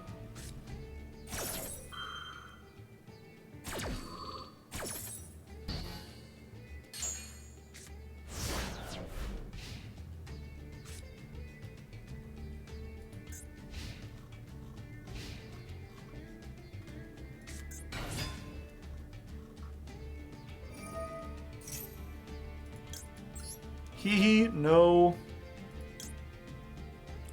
Yeah, if we get a Leon, having this in the graveyard will be good.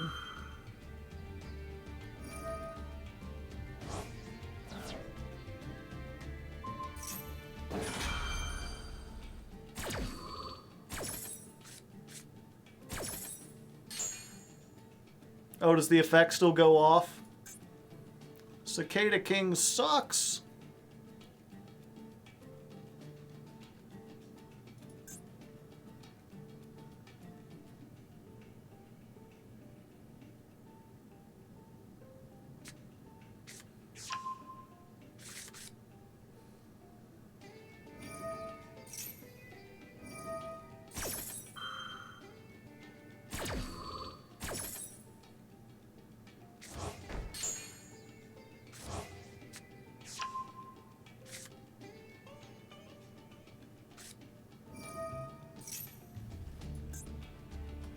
Yep.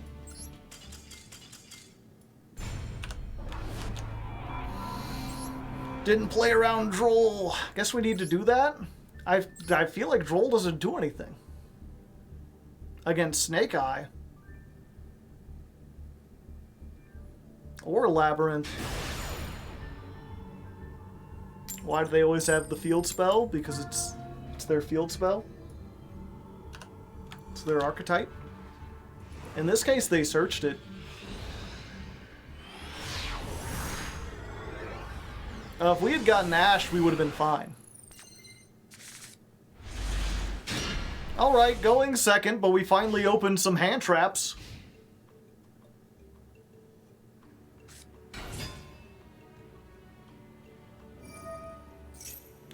Sure, we'll Ash the Stratos.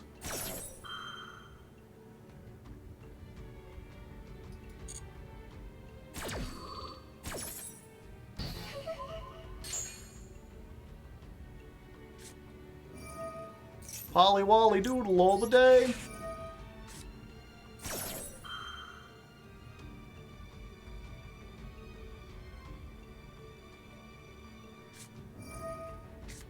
Ash, okay.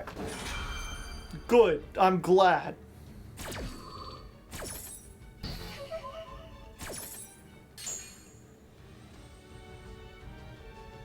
Best Ash target is increased. That used to be true, but I think they have different combos now.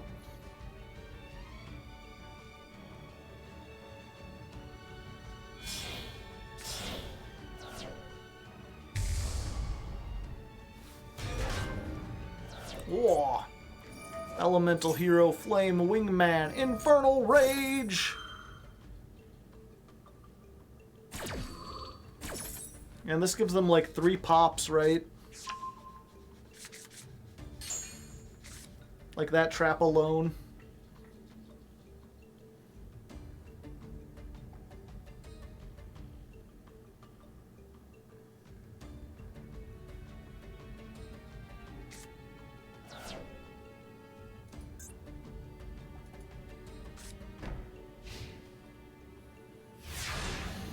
Alright, they've got the trap. I know it pops some number of cards, I just don't know how many. Draw phase, let's activate this. This doesn't really play around Duel in any meaningful way. Oh, great.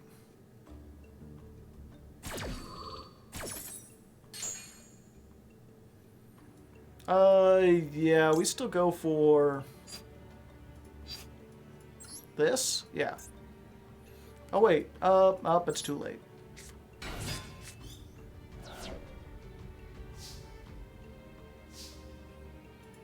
Okay, let's activate this. Search ourselves a gold pride. Boo.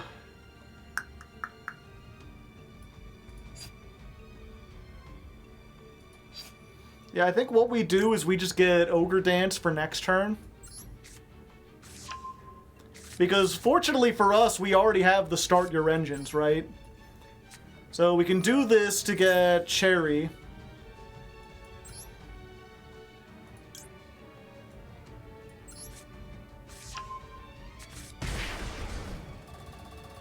And then we can just normal summon her.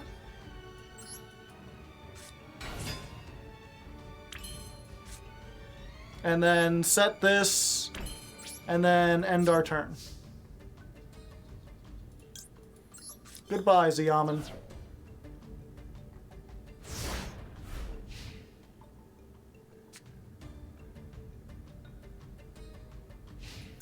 And then the trap should give us at least, we got, what, 2 pops?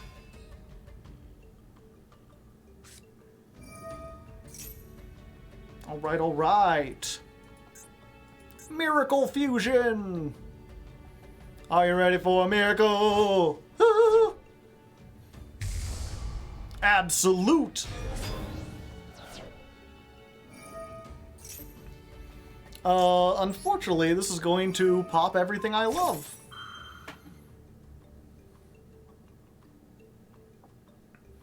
Start your engines! Brum brum brum!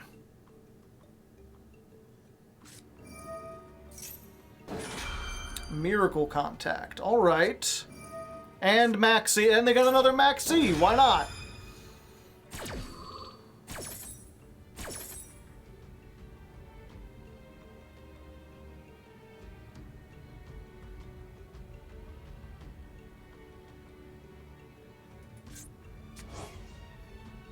Oh, it goes back to the deck. Okay, so at least stuff's not getting destroyed.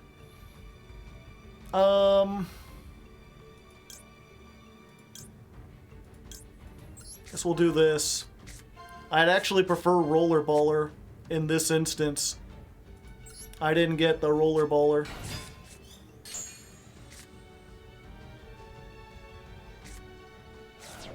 Well, at least the third Maxi's gone.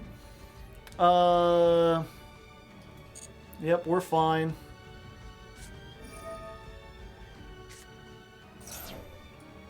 That's fine.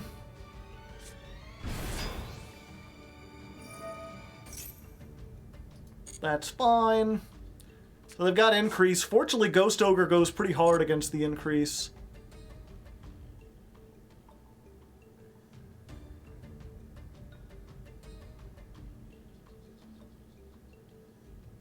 End of the main phase. Oh, okay. Yeah, we gotta do this.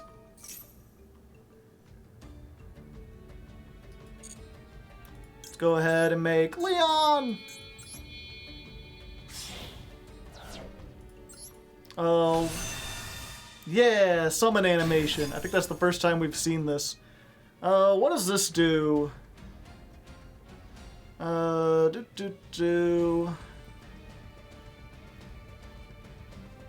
You contribute this card. Special summon. Okay, do I want to use her? Yeah, I think I want to get the extra boost. Wait, no, because I'm going to get Leon back. Well, I can banish the Leon at least. Yeah, when she goes to the graveyard, you can banish any number of gold prides and then destroy, or then it gains like 500 attack for each. So let's pop the Sunriser.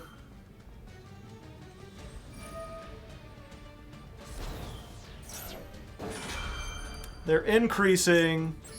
I've got the Ghost Ogre. No, no, no. Not today.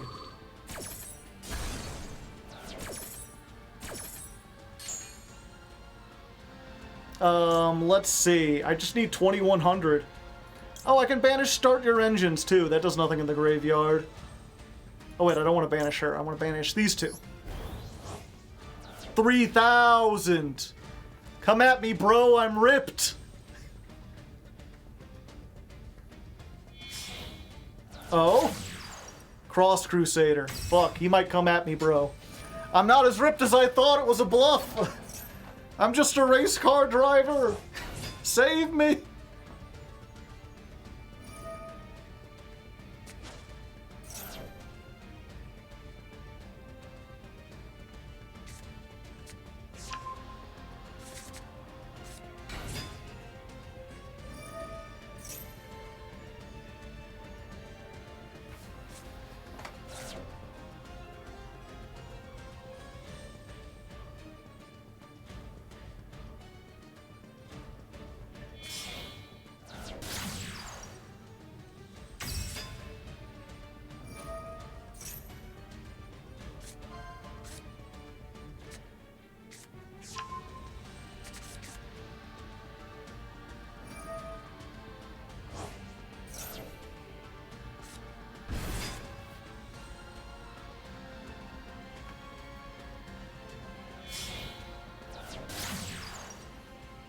Oh, I wonder, wonder, whom I do I woo.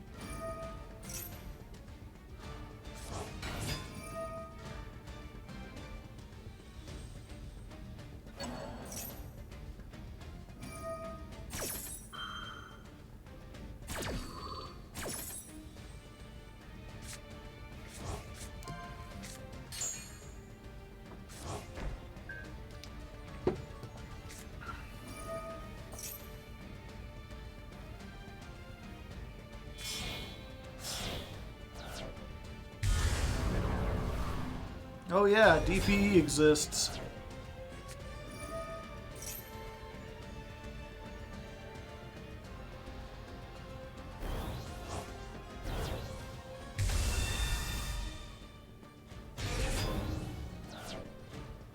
Big attack! Well...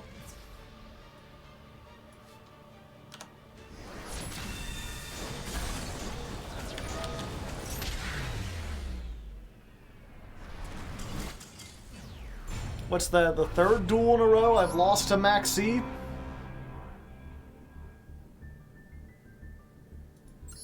Wait, this isn't right. 2, 3, 4, 5. Oh yeah, it is right. Okay, never mind.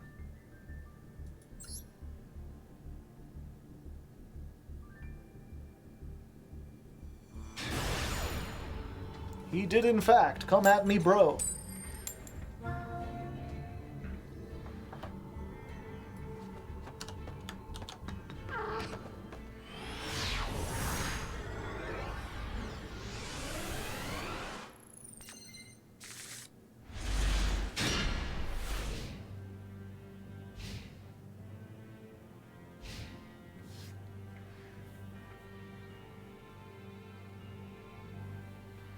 Can't afford to run 20 hand traps. I am running like 20 hand traps. I'm running 14. That's close.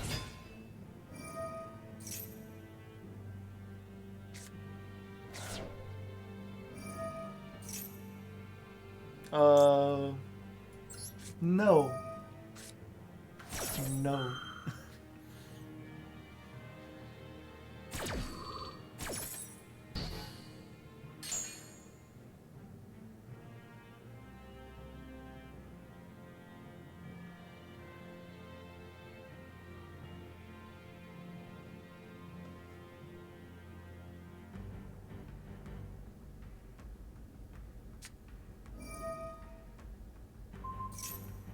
Ooh. Going hard in the paint there. Oh, is this a once per turn? Yeah. Alright. Well, they had to get rid of them some stuff, but now they got everything. Although Merle's gone, and they've already used both of their fusion, so they can't fusion anymore this turn.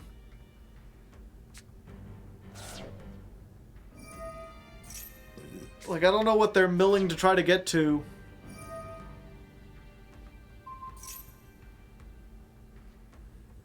I guess just, like, snow or something.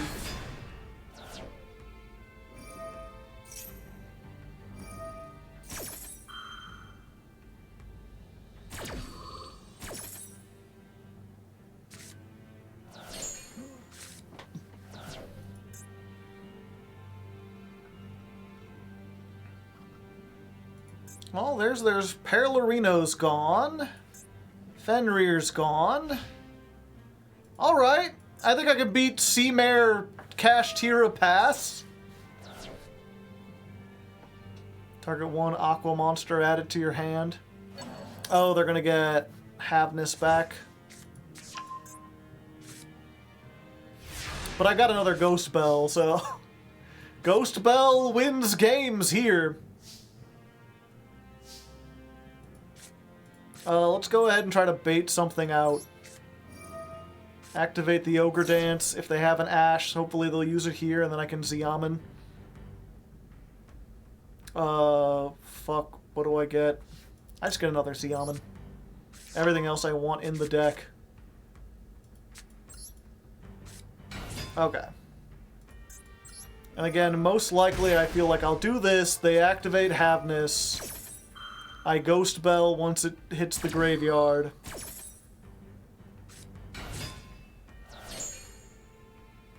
Oh yeah, for some reason I thought it discarded. No, it just sends 3 nonsense cards.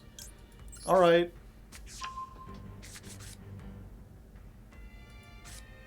They don't have anything except for the Shufflers, right? And the Shufflers don't really do anything to my game plan.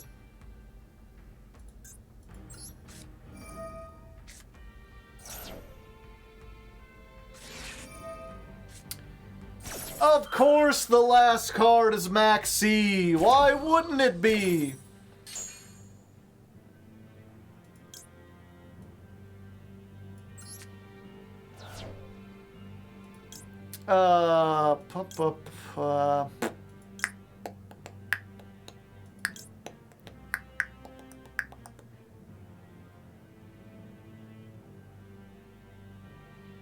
Yeah, I think we just go for Madam Spider.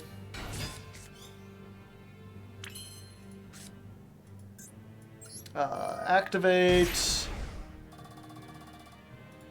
Let's grab the trap.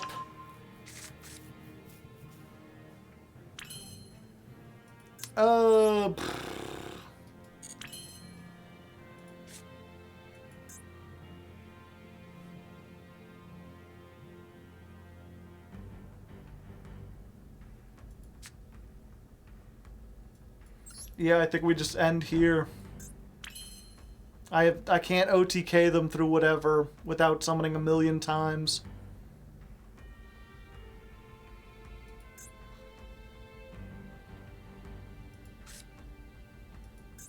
Yeah.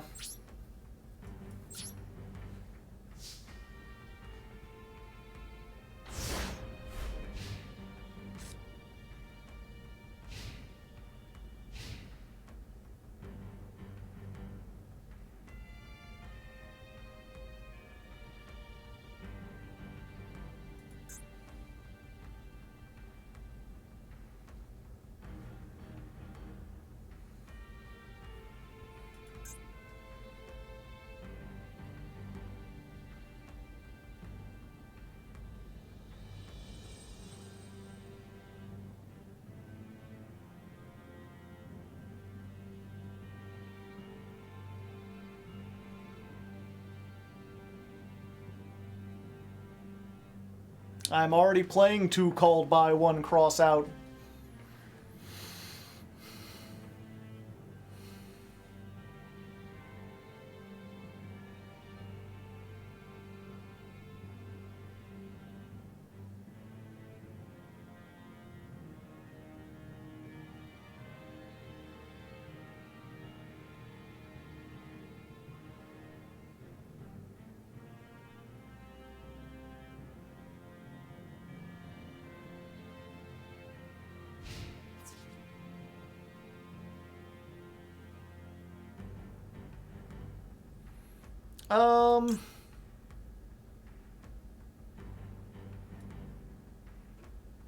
Yeah, let's do this. We're going to destroy this card. And then when we target something, we can target one of their other cards and have the attack.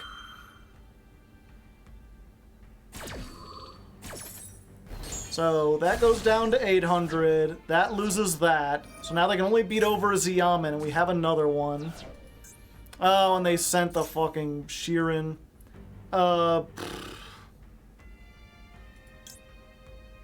Yeah, we have to do this.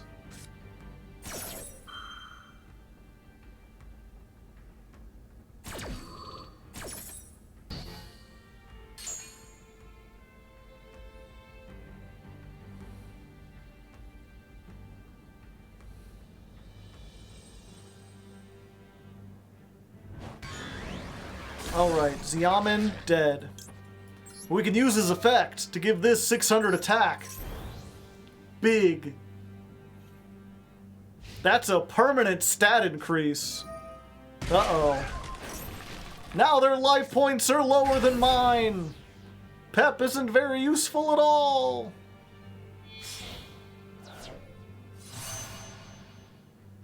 Ancient Fairy Dragon.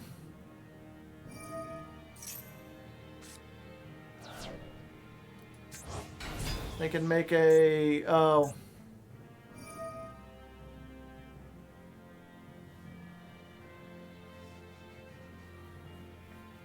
I was like 7, 8, 9, 10.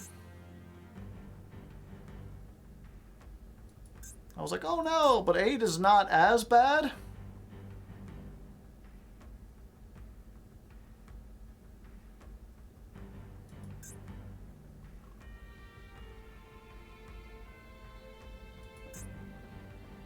Excellent hat, thanks.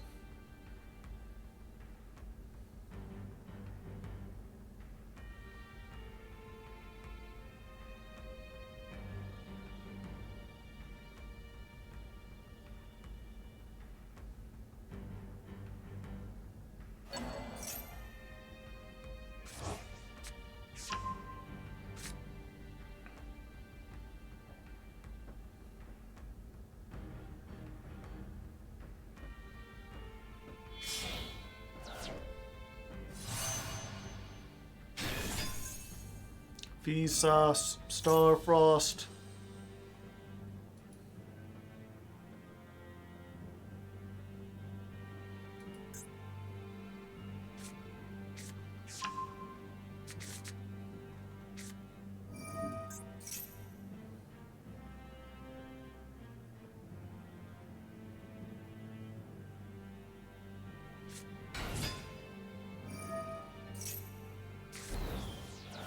Send 3. What were you hoping to hit the other Havness? Oh, you could just destroy it.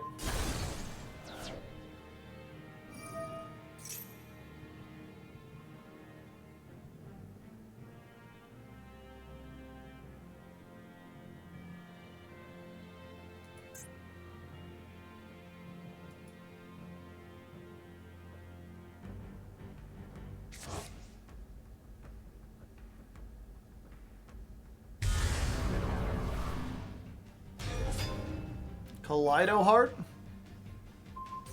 Okay.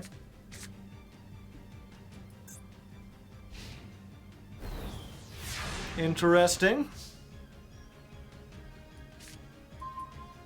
That's a pretty good one. At least it would be if the card in their hand wasn't another hand trap.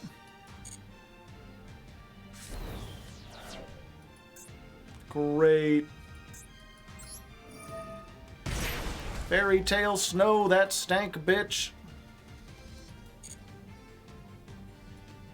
Let's get...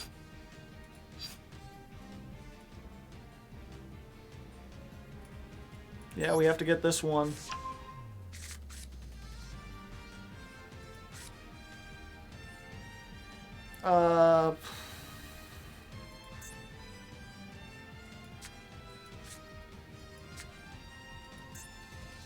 Yeah, I'm just like dead.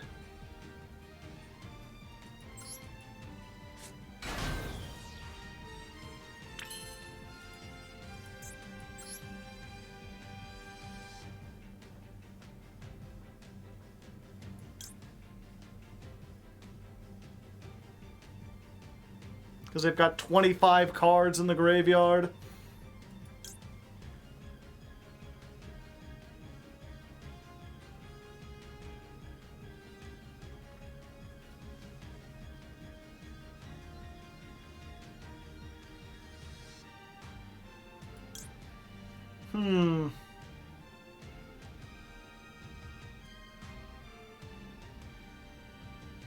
Yeah, see, I won't be able to search carry because as soon as I do this, they summon Fairy Tale Snow. My hope is that they don't understand Fortune Tune.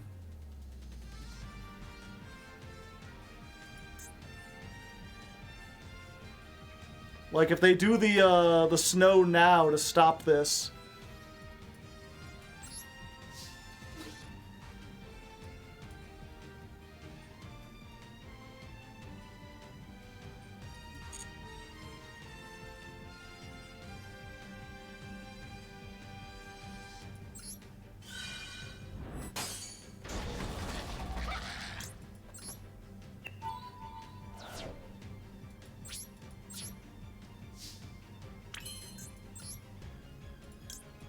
Okay. Zeus time!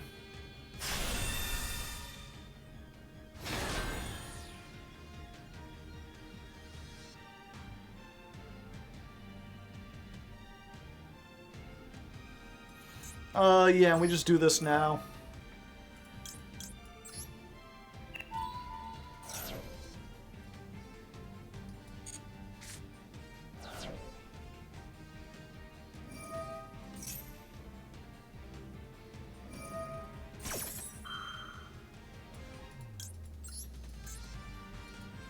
Oh wait, they can use snow to dodge out of this. At least it won't come back either way, but then they can send a tier to the graveyard.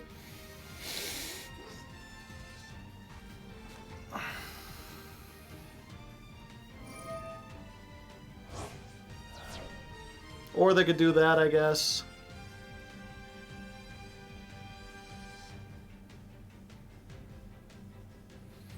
Yeah, unfortunately, the thing I'm realizing is that even though Xiamen is a good starter, it's not something you want to top deck late game because the combo with Foxy Tune requires you to have 3 cards.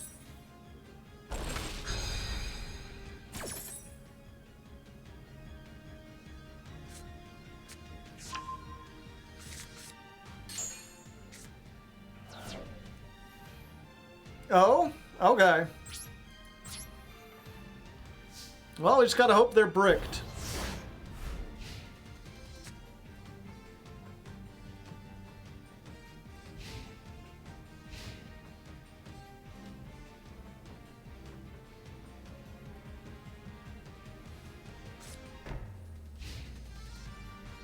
Alright.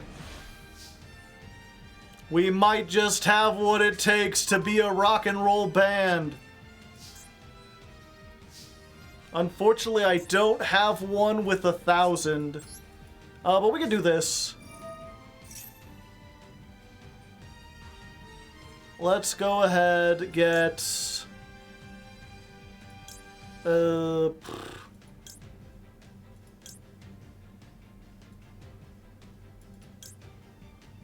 wait, we do have this. Shirakusai!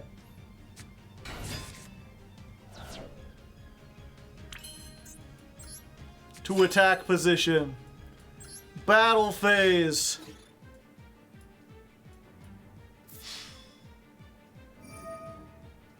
Oh yeah, Fairy Tale Snow still exists.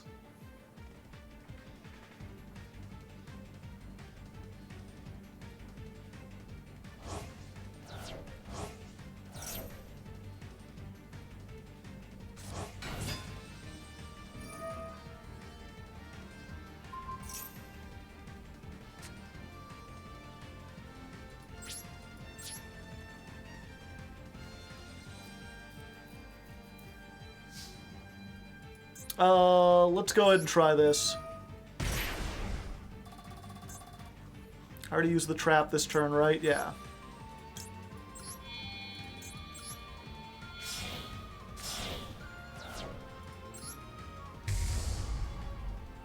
Let's rise our carp.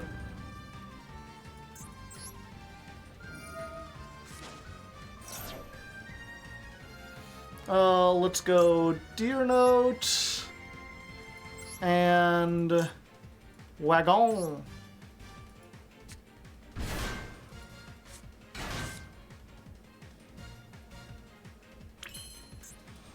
Use the Wagon.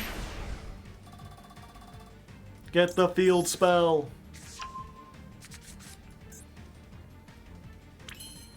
Okay, let's get Dragon Chat.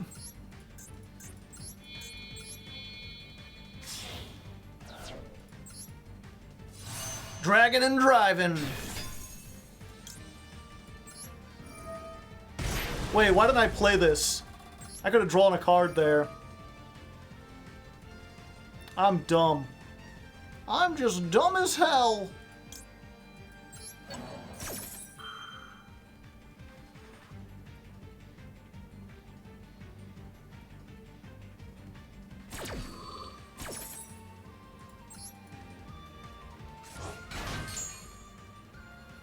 Okay, let's just grab a Ghost Ogre. That might be useful. Nibiru.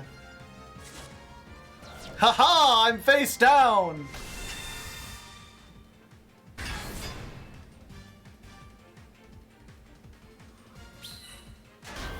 And that's a big token you have there, sir.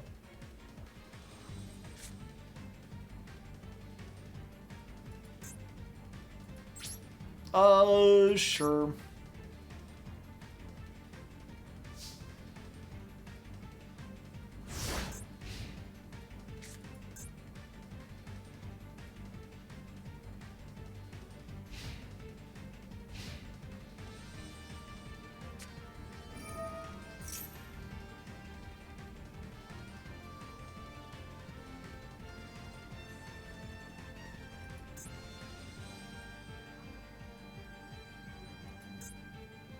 It's a beefy token.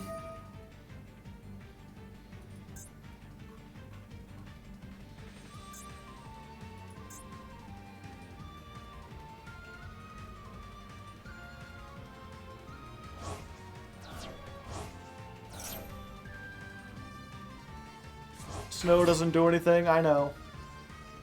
Not on its own, anyway. They can link. Low life points duel.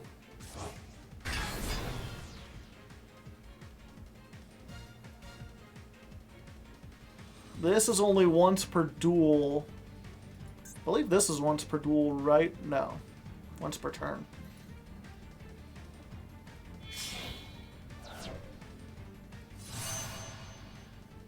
Black Rose Dragon.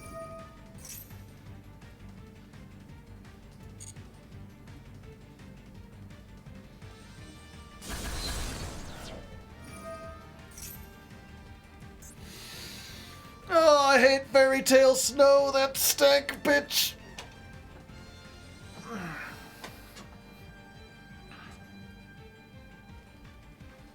Yeah, my only hope is that they run out of time before they attack, but otherwise we've just lost this one.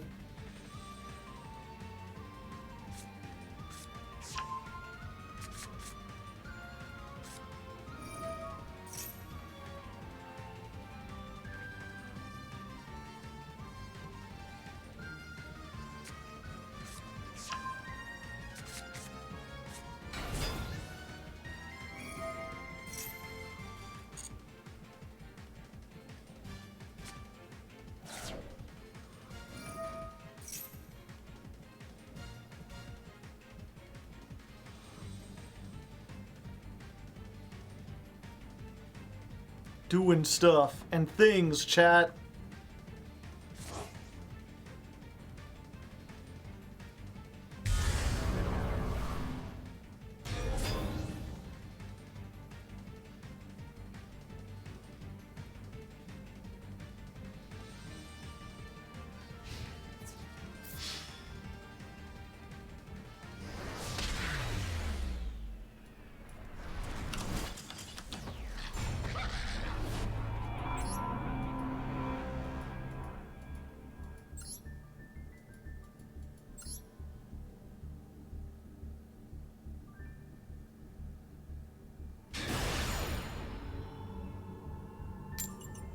Gotta play around Battle Fader.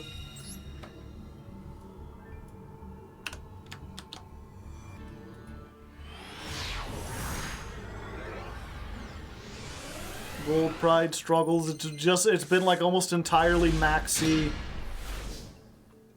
And these kind of... Fuck you.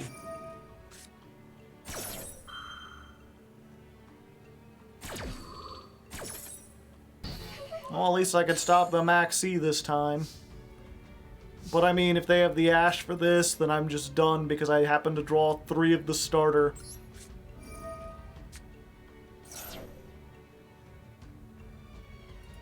No, okay.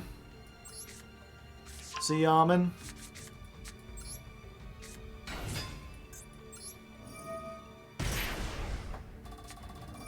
Okay, they Ash there. Good. They let me pay life points first. That means I can summon Baller. And Baller is a level 5, which means I can make one of my 8s. I don't have any waters in the graveyard, so I guess we just go for this. Even though, what do we even get from that? Like, we could make a... I guess we'll see. I don't think this does anything.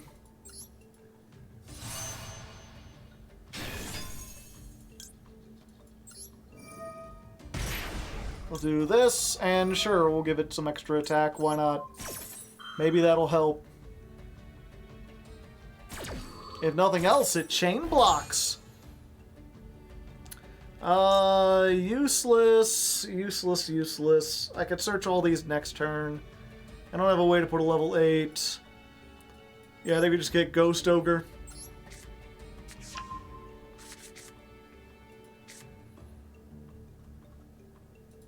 Ghost Ogre in a dream!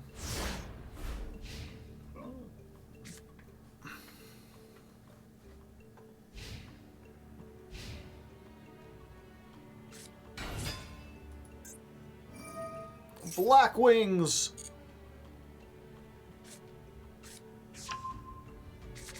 Shamal!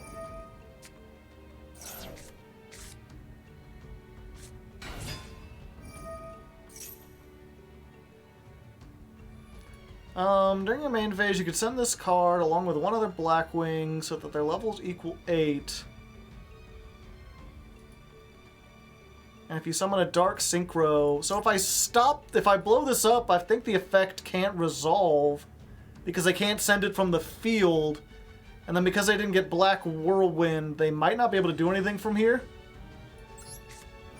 Let's try.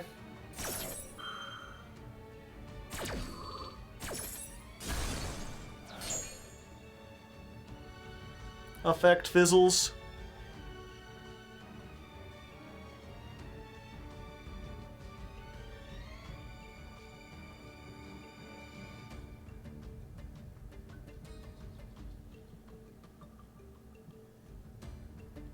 Yeah! Vroom vroom! We did it! Ghost Ogre was all it took, baby! Now, of course, they didn't extend, which means there's probably another Ash in their hand or something, right? Go Ogre Dance! Hey, there we go! We finally got a second win! God, this is not looking good. I cut out most of the duels because we're losing to Max C real bad.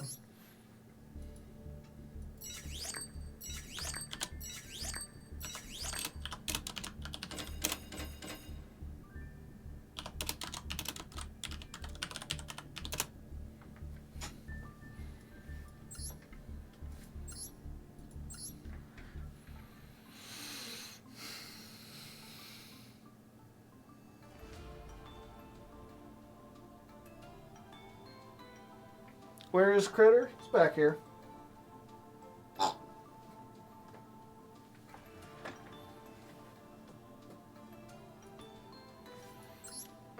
Okay.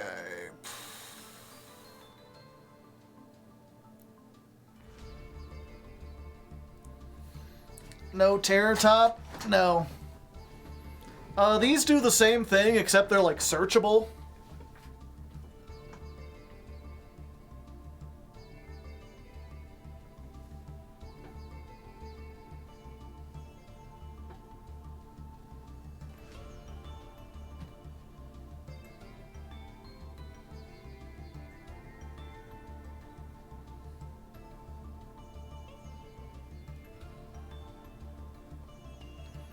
Gold Pride, Evil Eye.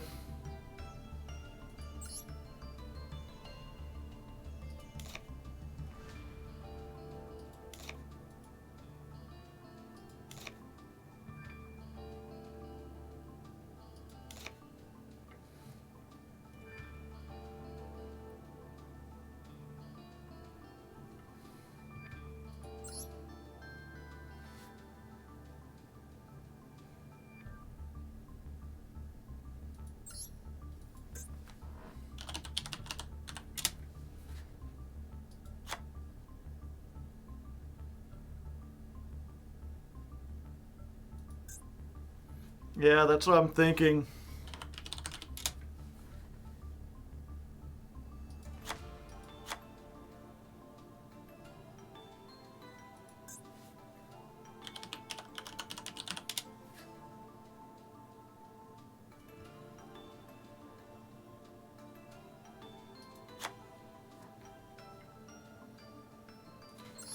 The problem with Prohibition is they can chain Max C to it.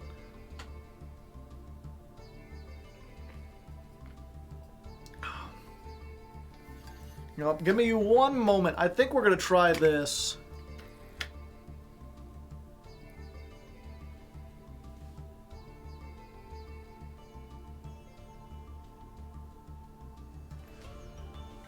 Yeah. Give me one moment. I'm going to get more water.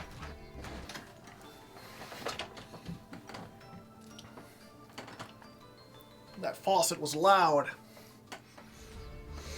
You're welcome.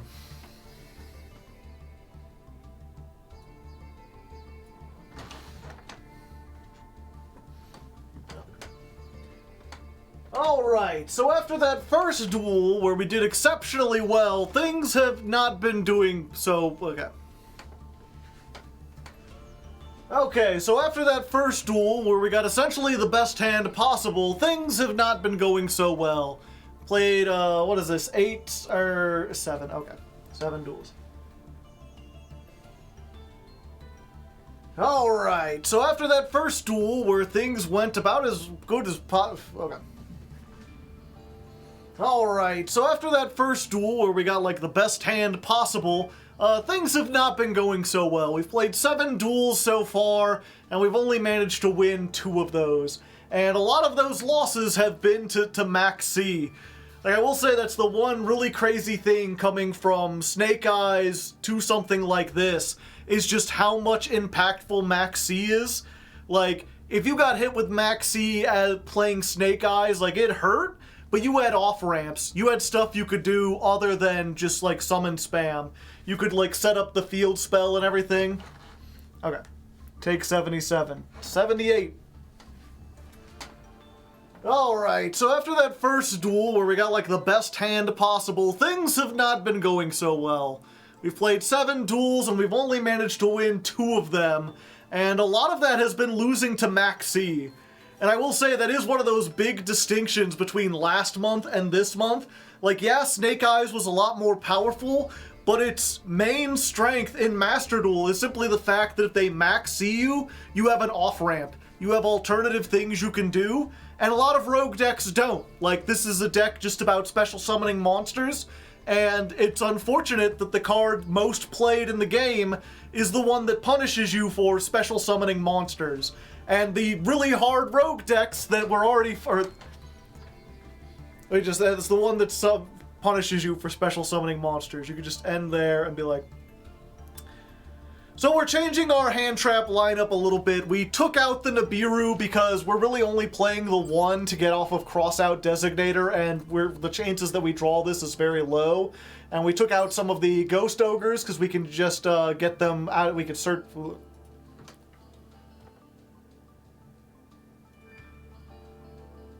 Damn it, what was it on? Okay.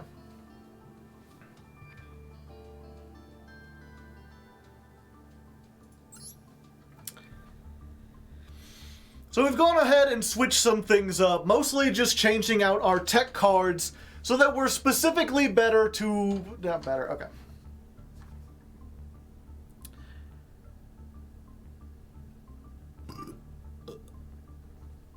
That specifically hurt you for summoning monsters.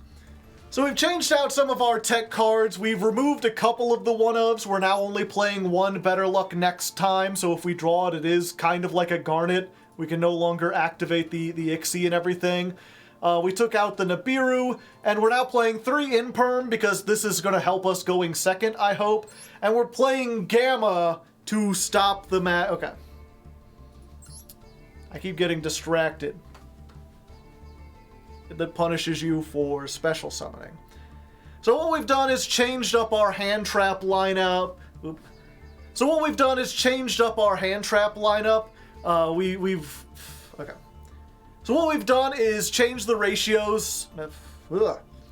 So what we've done is changed up our hand trap lineup, and we've removed a couple of our one-ofs. Not one-ofs. Why is my brain not working? Okay.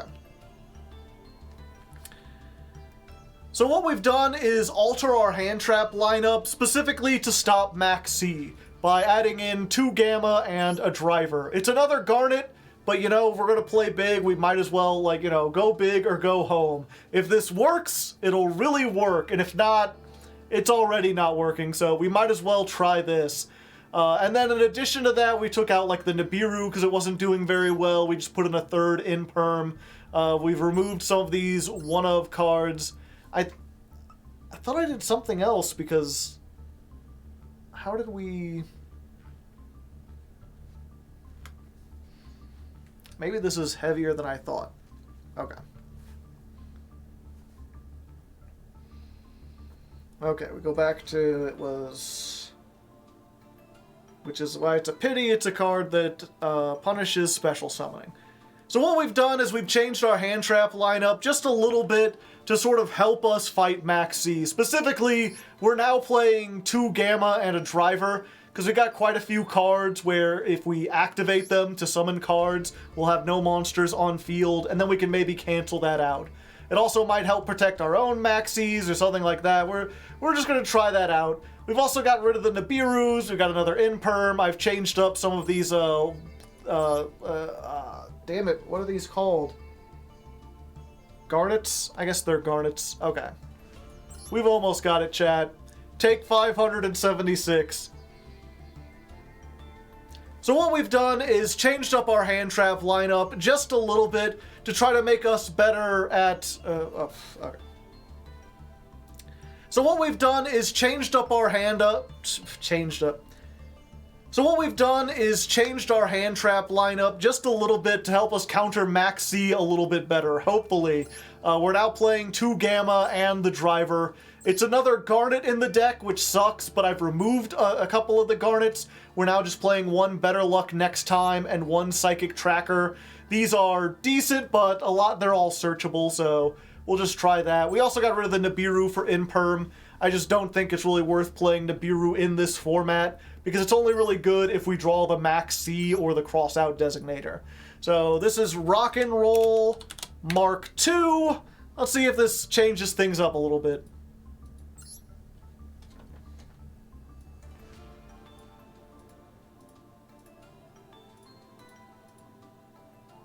Okay, shrink me back down. 246, deck version 2. Again, sorry for all the mistakes. Do your best.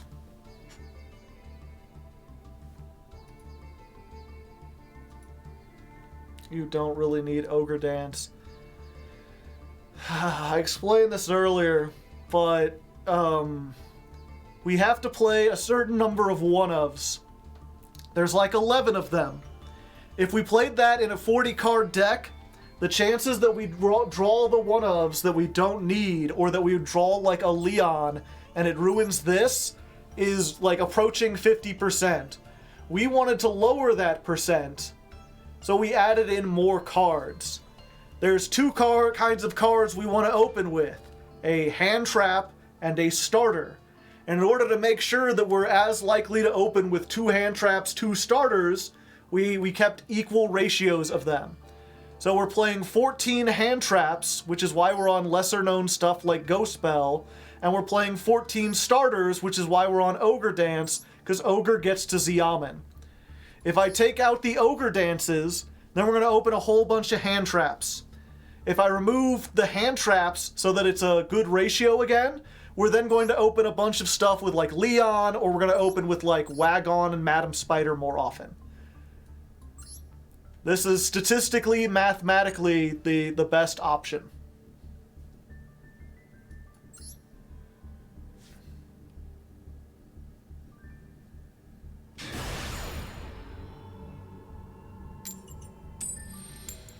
Alright, we have lost another coin toss. Let's go ahead and add that on there. We're doing the reverse of last month. And as good as this is, I think with my reduced mental capacity, I can't wear that heavy hat. It's hurting my head just a little bit. We'll try this. It's a little lighter. Get classic Hardleg feel. Oh, hey. Yeah, I'll max C here. Probably should have done it in the standby. I think with how many Cash Tiras are running around, that's the best way. It didn't matter. They got the Ash Blossom. They're just the better duelist! And that was our only interaction. And so now we got starters, but we open with 2 Leon, so the trap that we search off of carry is not good. So probably gonna lose this one, but I'll keep the duel in, because I traded the hat out. And I get to eat a delicious pretzel.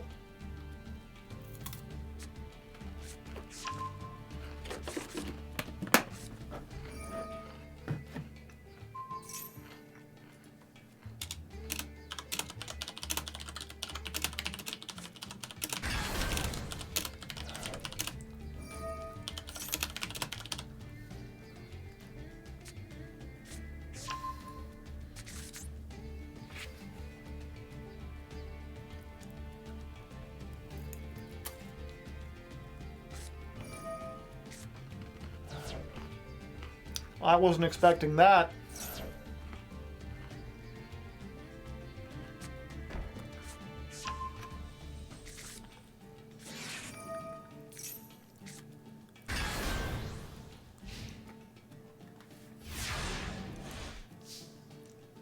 Welcome to the Cash Labyrinth.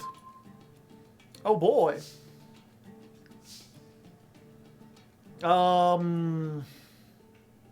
It's a pity I can't do anything.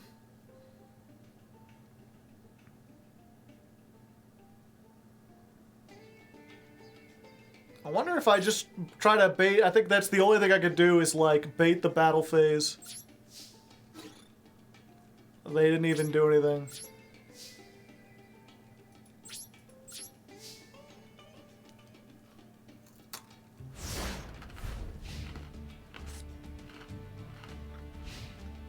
Why they didn't activate Big Welcome, I don't know.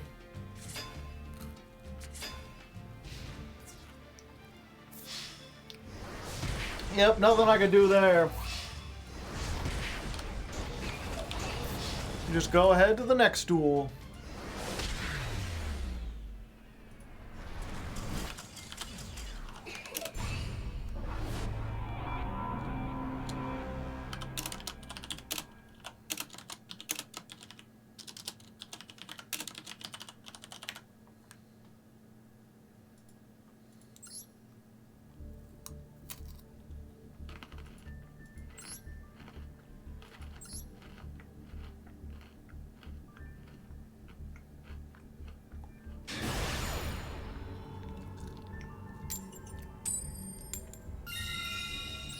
Go in first, Go in first. Go in first.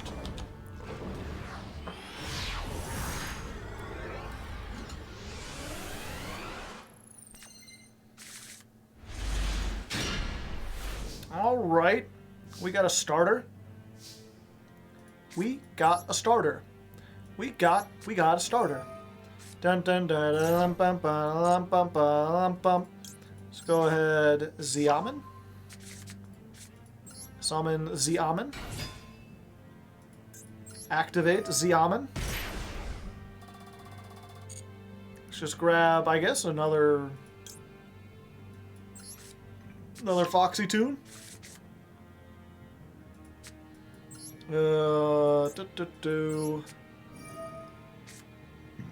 Let's Foxy our tune. Let's be a little foxy. Like FNAF in his prime. Shirakusai? Yeah. Yeah, Shirakusai. I got something they can activate.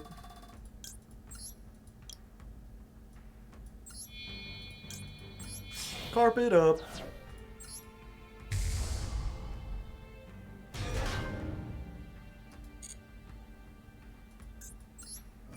Go, Rising Carp!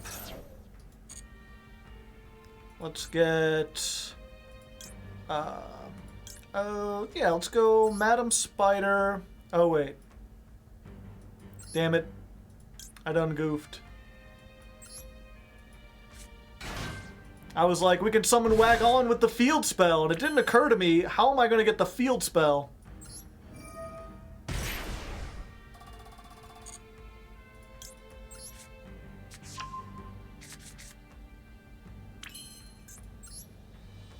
Alright, let's go ahead.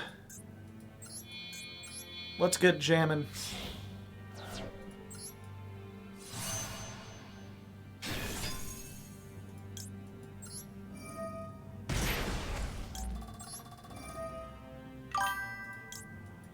Summon back this. Night C 322, thank you for the 6 months. Halfway through a year. Let's get... I think we need... Let's go and just get the tuner. Yeah.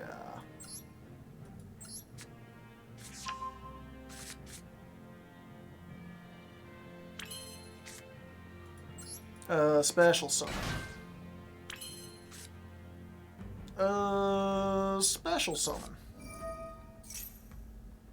We'll keep the Shirakusai on the field. This can synchro during the opponent's turn. Let's make the Cheerio carry.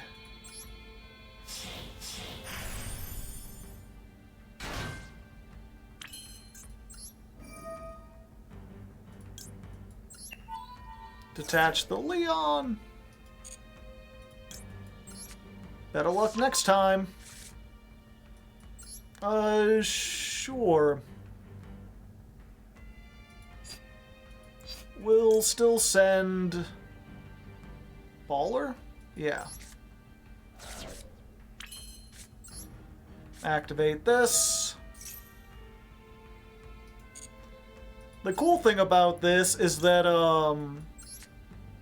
even if they Nibiru us here, we've still got... almost everything can be done with the trap. Oh wait, but yeah, everything can be done with a trap. Granted, we've now got only a 66% chance of getting the Leon off of it, because we opened with one. Now we'll have to do Leon, Leon, and her, and hope for the best. So I messed up a little bit, but we're good. We're fine. I can also, what is this? During your opponent's turn, pay 600, synchro a punk monster. Okay. Ah, okay, they're going for the Bestial. Roller Ballers Earth. Yeah, that's fine. I was really worried that I was going to get a Nibiru, but it looks like I don't have to worry about that. Summon out the other cherry. Draw a card. Yay, free card draw. And I'm not gonna let them get the Druis Worm. I don't want to be dealing with that. I'm gonna have enough troubles as it is.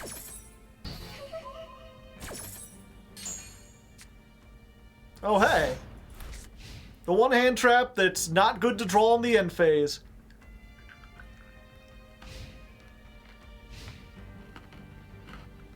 Oh yeah, the trap is offline now. I should not have sent Rollerballer.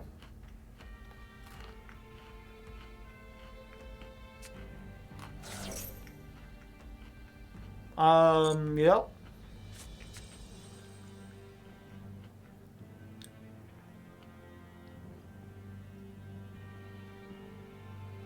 It's up to the punks to do stuff this time.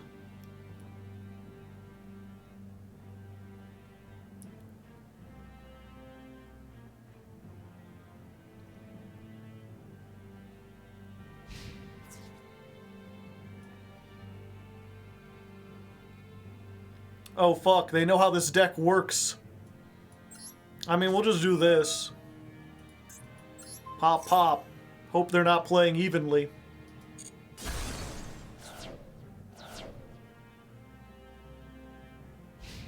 Okay, good. They're not playing evenly.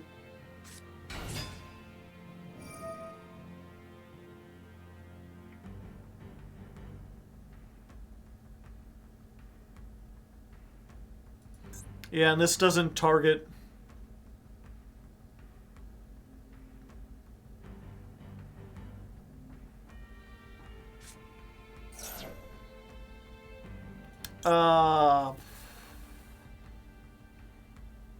That's not good. It's not.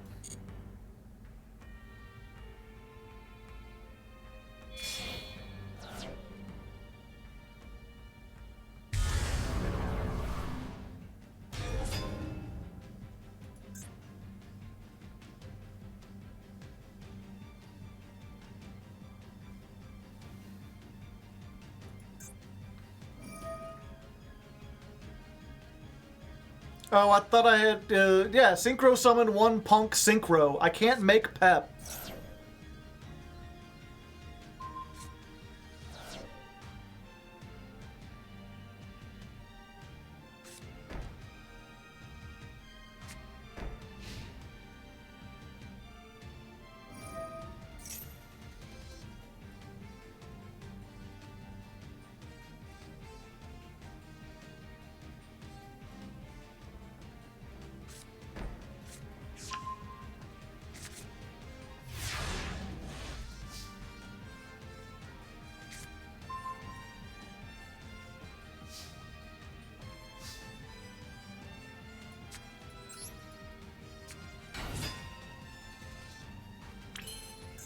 Alright, let's go ahead and use this, get our field spell.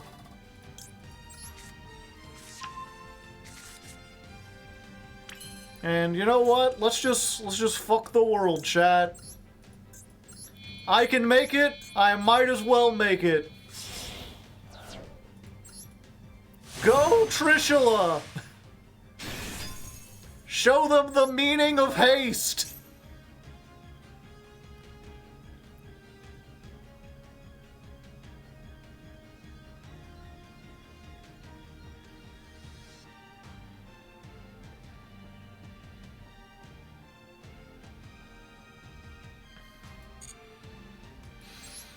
Let's banish this. Let's banish... Yeah, I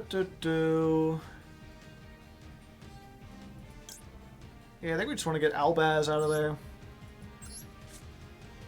And whatever's in their hand. I'm surprised they didn't activate the Albaz. Or the Mirror Jade.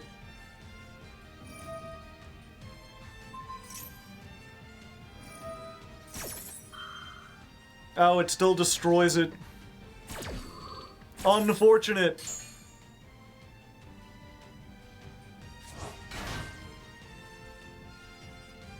Battle phase.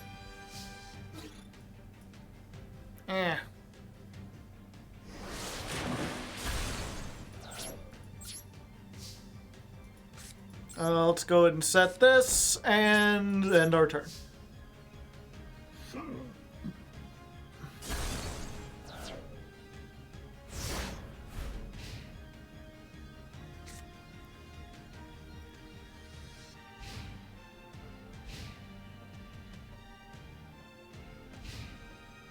Oh, okay. They're up shit creek without a shit paddle. Perfect.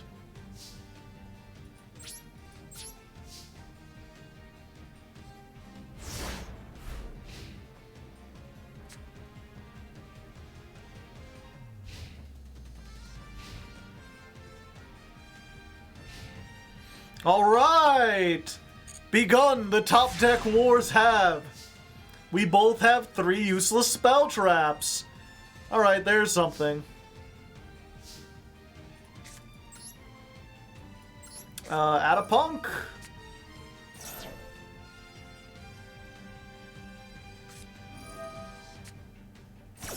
Well,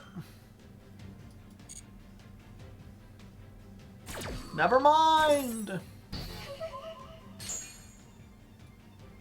Oh, wait. If your opponent activates a card in response to a punk, and this is in the graveyard, you can special summon it.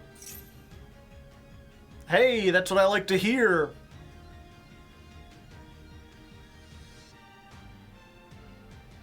I'm ready for one of these to be called by.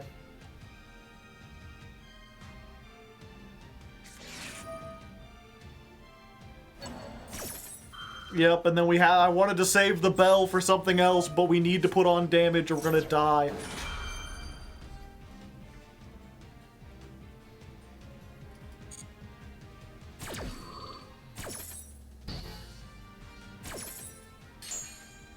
Go, my dragon drive!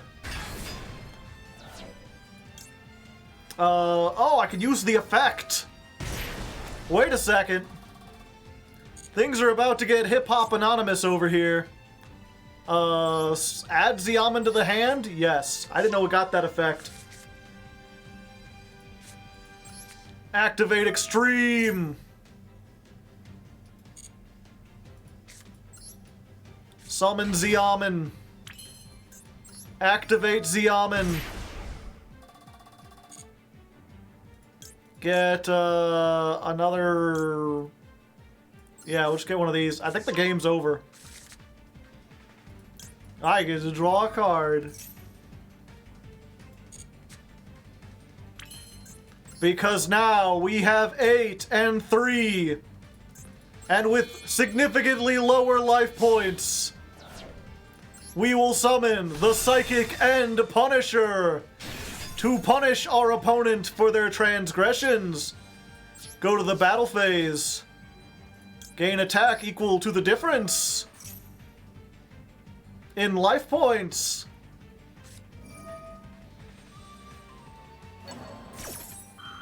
Okay, they're doing a thing. I guess we maxi here. Sure, why not? Uh-oh. Target one Despia, special summon it by banishing monsters from either side of the field. I'm not affected by that though, right? Like they can't do anything because he's unaffected?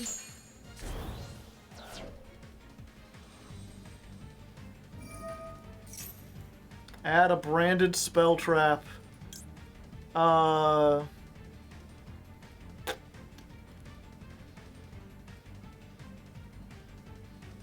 Yeah, we'll just stop you from getting the branded fusion, hopefully.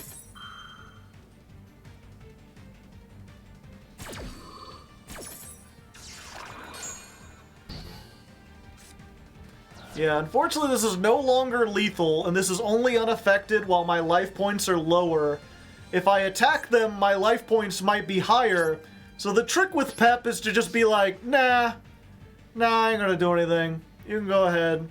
Yeah, we're good.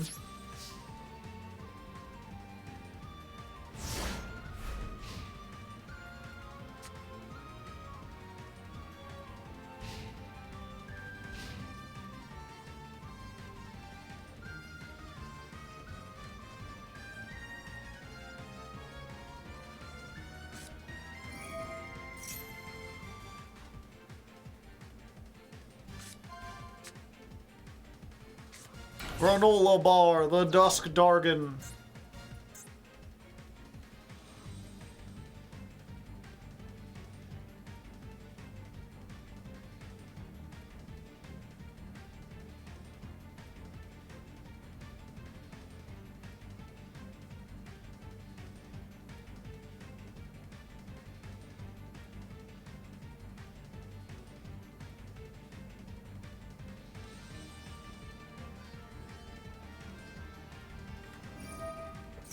Okay, they're fusion summoning.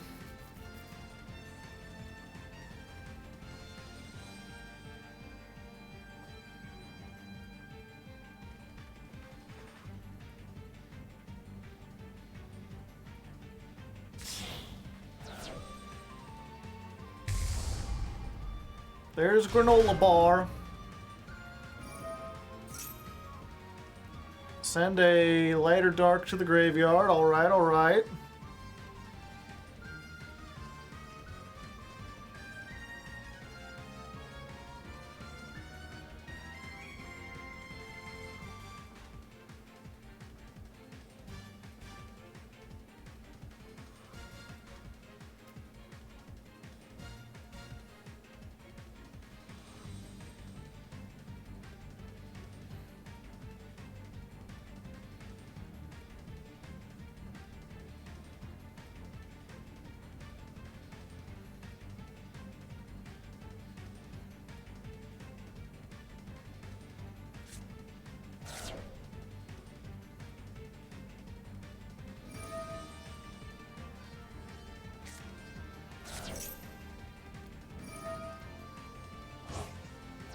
Okay, well, they got their way to Branded Fusion one way or another.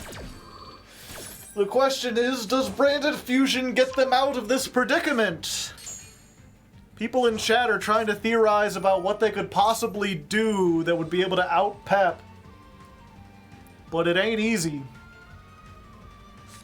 8,600 unaffected.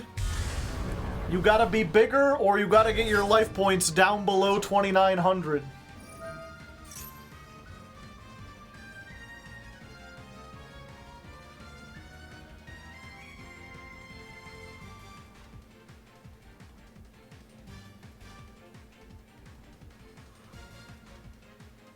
Or a kaiju. Yes, a kaiju would work as well.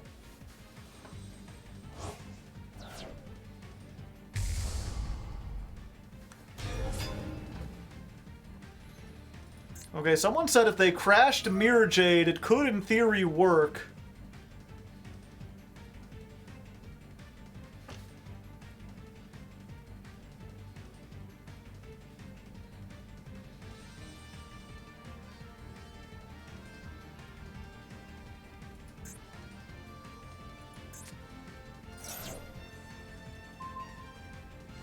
He doesn't know.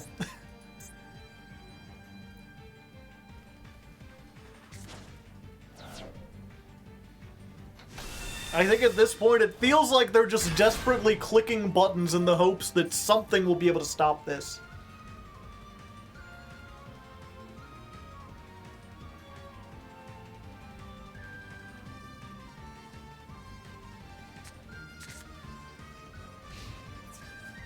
Battle phase, you say? Why yes, at the start of the battle phase I will gain more attack points. That's... And there you go! We did it! Somehow we beat that one! Go us! Pep is just too hard to handle.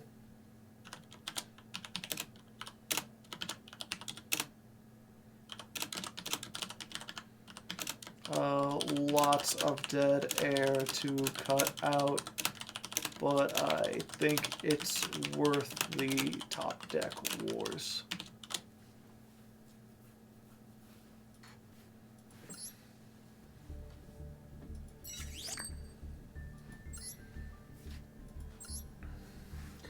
Pretty little thing, let me light your candle, cause your mama, I'm sure hard to handle now, mess around.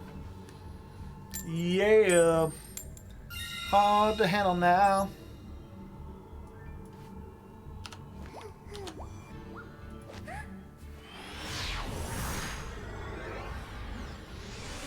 Baby, here I am, I'm a man on the street.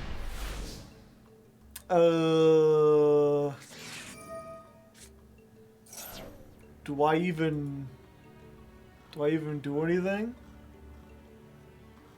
What is this again? 2 punk monsters. So I can't fusion summon. During your opponent's turn, you can summon a punk synchro, and this fusions. Yeah, unfortunately got both halves of the deck. So I think in this case, yeah, this is the thing that we're trying to avoid by playing more than 40 cards, is like the one of Rollerballer, the one of Shirakusai, the one of Field Spell.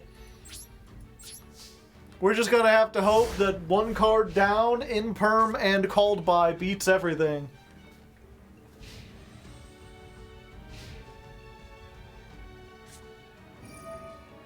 More Cash Tiras.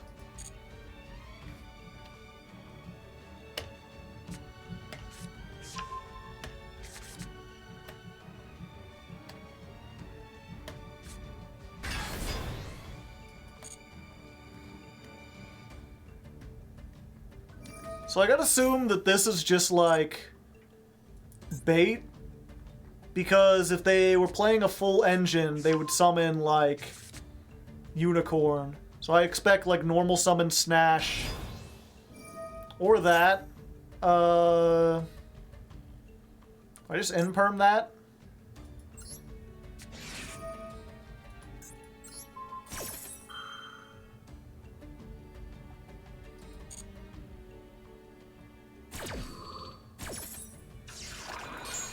No, I want to save the called by for the Max C next turn that they inevitably have.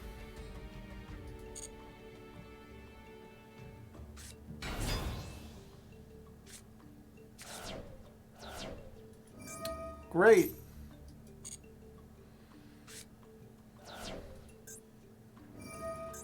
Trick Clown.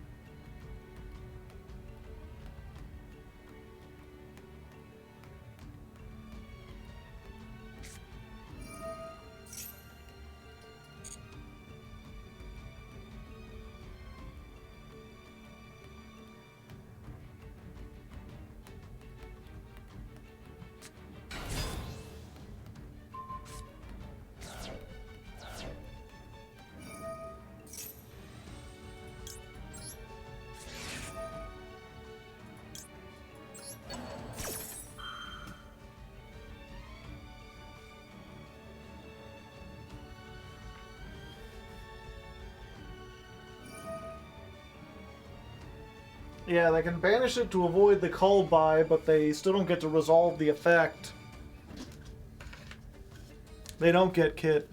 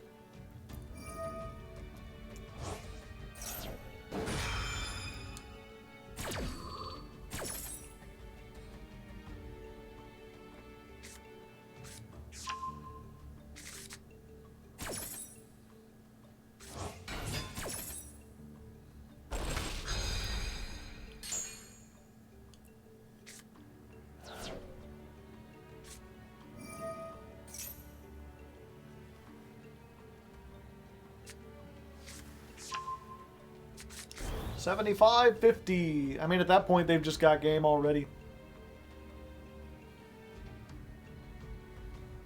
Maybe they don't know, chat.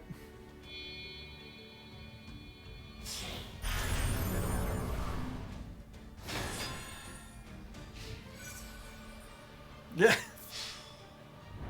They wanted to have extra game on board.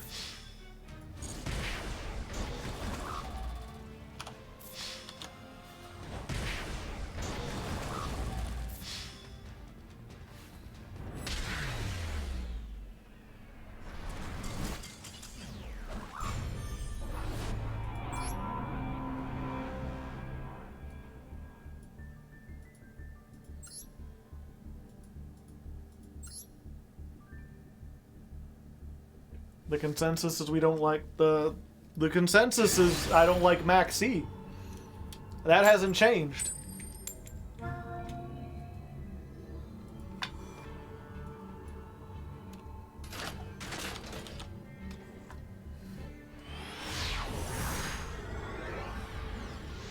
Gold Pride alone? I mean, I could try it.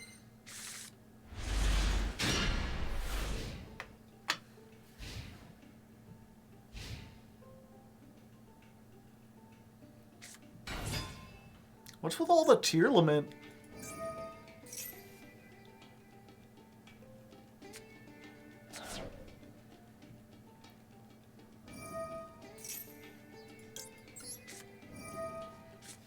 The Haunted Mansion!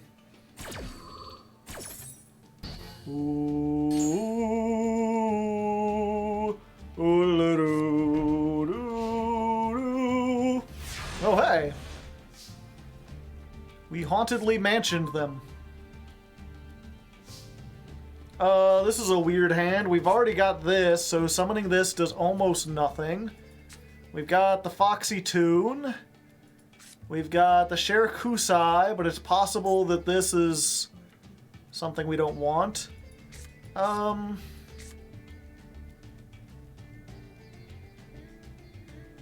Okay, I think we summon this. And then we activate this. We're going to get rid of the cherry and summon Xiamen.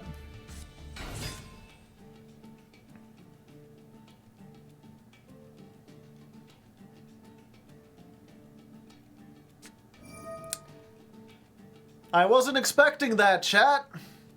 Not gonna lie.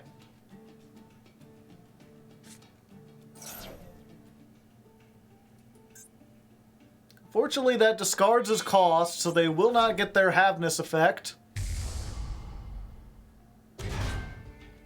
But that does end my turn.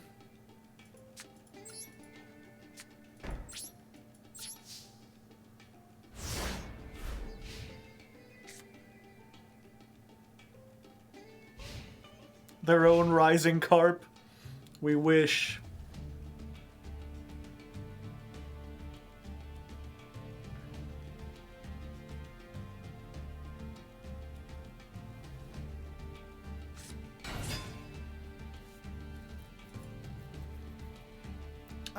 Yeah, we're not gonna activate that.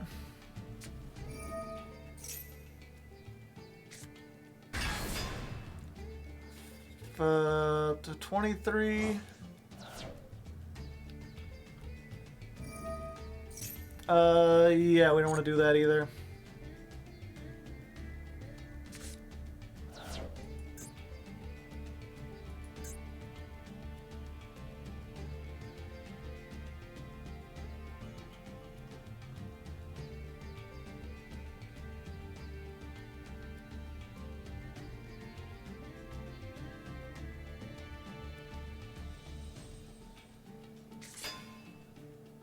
Not gonna make an Ixie or anything? Well, fuck. I really thought they'd make some kind of Ixie. Or maybe a Link? Wait, what?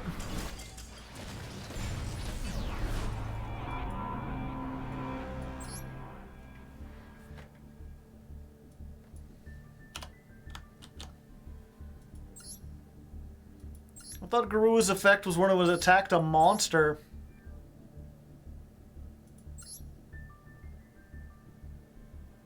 Nope, okay.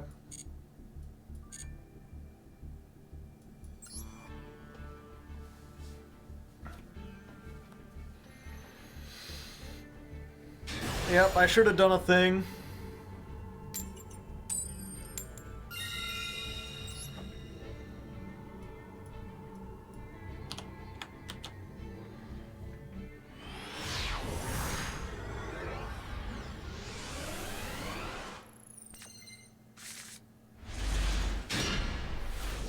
Well, I go first, and this is not the go first hand you want, but sometimes it's the go first hand you get.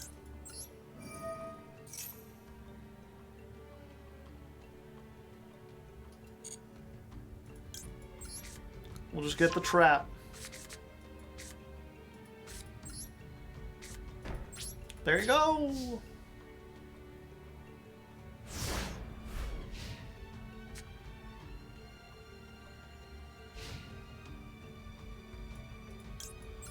Yeah, we'll just do this in the standby.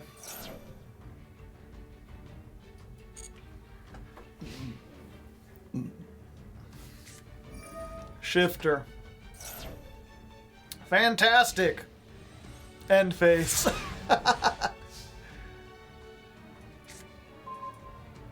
Gamma, just in time. I have a feeling they're not going to be using the graveyard a whole lot, chat.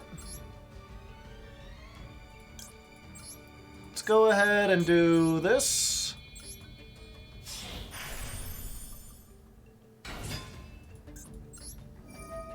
Let's activate. I don't care if this is banished. Well, they ashed there.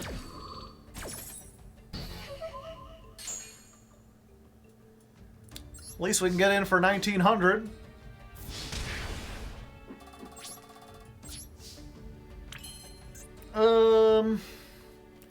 It returns and we get another one, and then this is online. Yeah, sure, it deck thins. It's either that or make Zeus. I think at this point in the duel...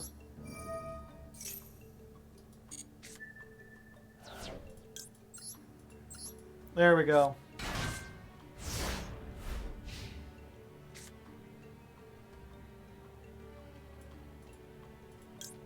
Another one.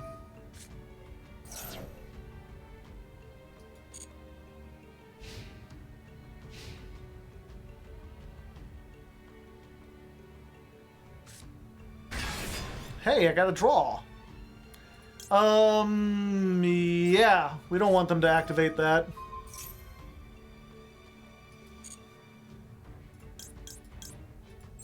Choose wisely. All roads lead to Leon. Pop, pop.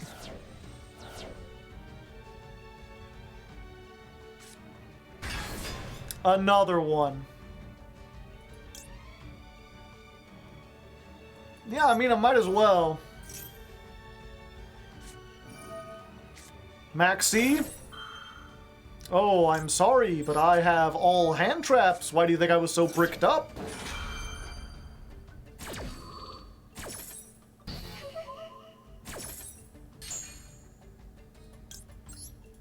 Go ahead and make the star, Leon.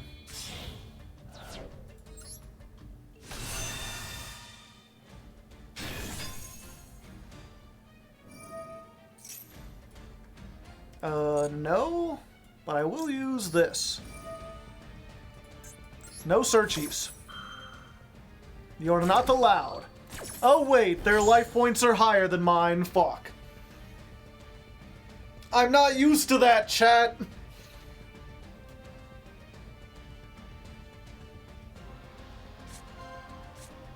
Rising Carp. I ain't gonna get to that at any point.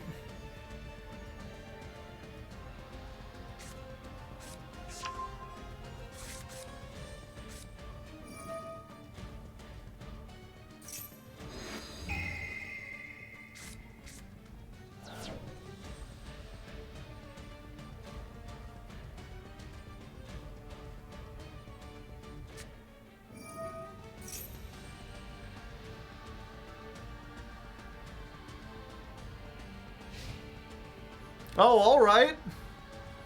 That's not so bad. That's not so bad at all. Goodbye, Leon. Hello, Leon.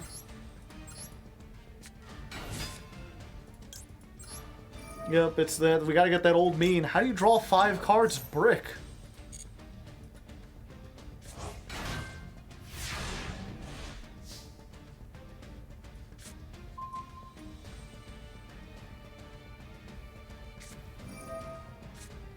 Maxi, I see.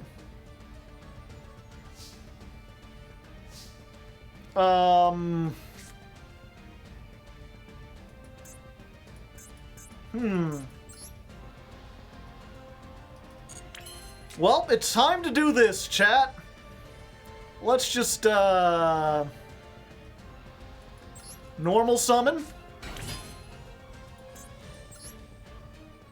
What's that? A tuner and two non-tuners? It's time again.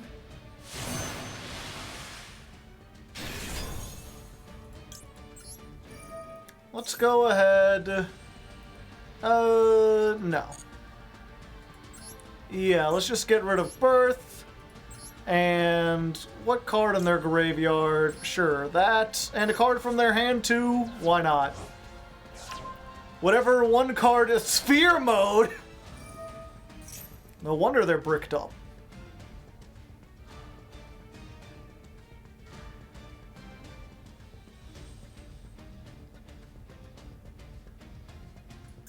Now they're looking, they're like, fuck, I don't know what to take.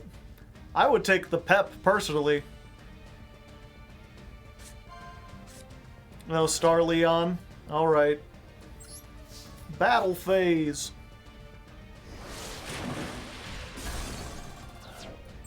And there's really no point in getting Leon then, or the other thing. Especially since they'll draw off of it. So we'll just have a big Trishula.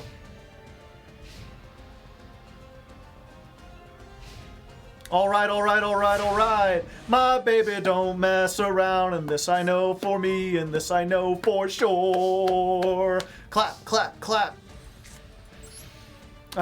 Actually, one second. Do not activate the effect. Let's do this first. If they have an Ash, which they probably do, have them wasted on that, because there was nothing we were going to search anyway. Get Rollerballer and have like 1800. Now time to activate the thing I wanted to activate. Dork. Dorcas. Nerdus. Siamen. Special. Yay! We did it! Begun the hand trap wars have!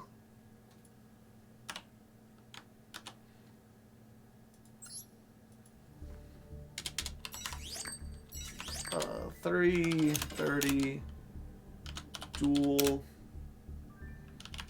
12 versus Brick Tira.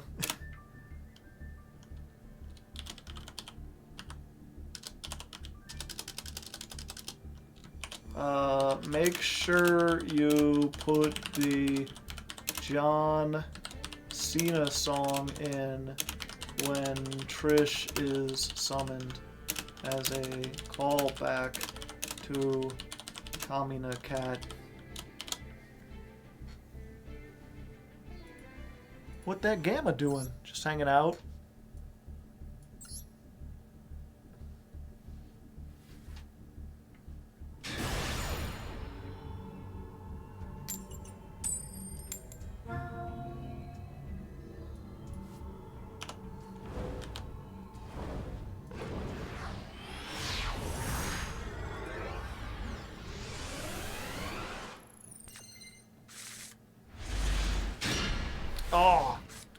Driver in hand, and the tracker, and designator.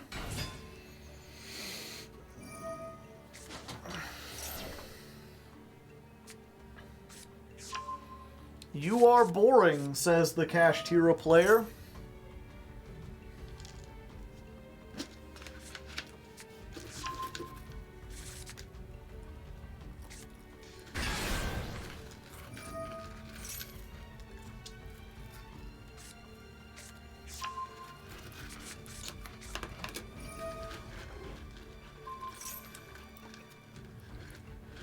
At least Driver is on theme. They do be driving.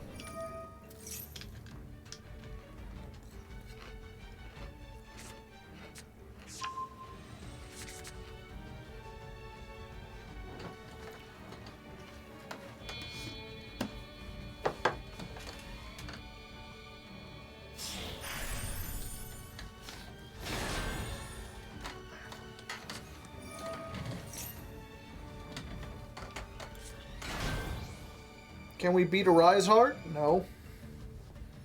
Not with this hand. Maybe if we top deck like an Imperm or something. What would we have top deck?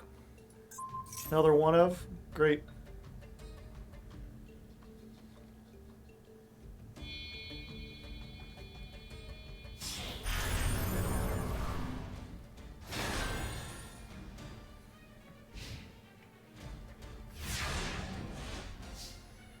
Alright, come on, Imperm.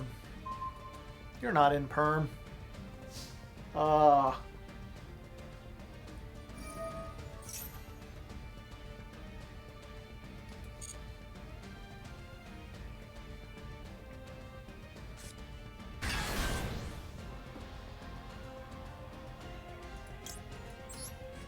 Sure, let's do this.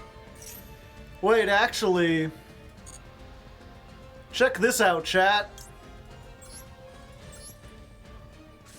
Go Ghost Ogre. Did you just activate your effect? Wait, how come Ghost Ogre can't activate?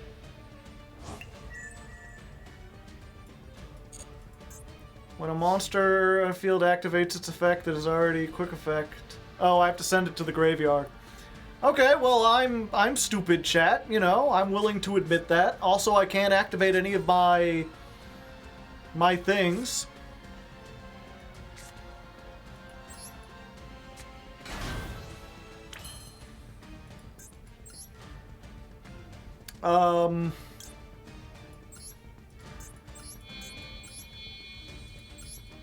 Just gonna Zeus him.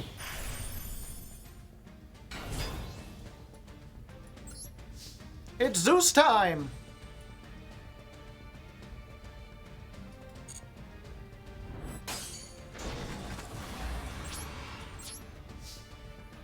Main phase 2.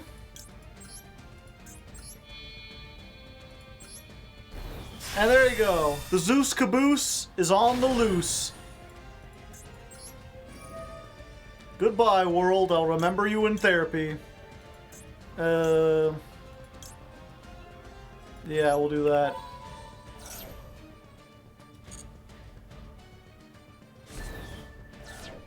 Alright, things worked out better than expected.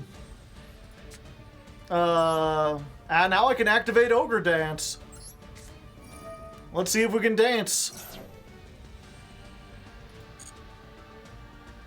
Let's go for Xiamen? Yeah.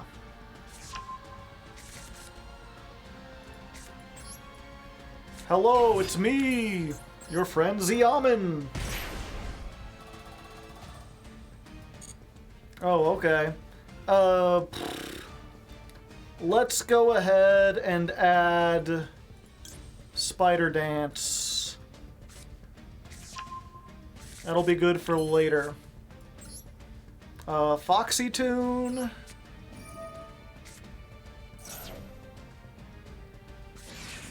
Maxi? Ah, I see, I see. No. I drew the cross out.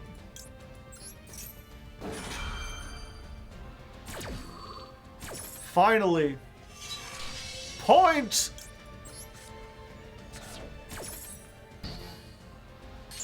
Now, of course, they still probably have Nibiru.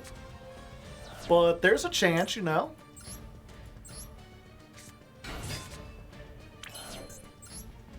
Let's go ahead and use this. Let's rise our Carp.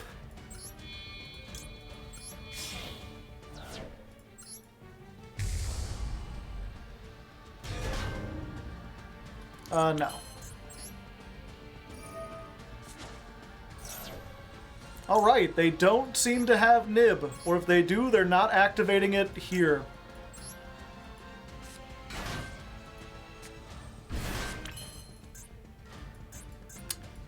I lost the field spell. Fuck. That ruins just about everything. Okay. Well, in that case... What are we dealing with? They've got that and that. They've got the Fenrir in the graveyard. We've got a water. Yeah, we do have a water in the deck, so... Yeah, like we could get Jam Dragon and make...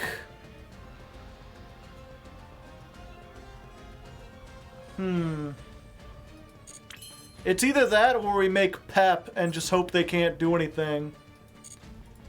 Which is entirely possible.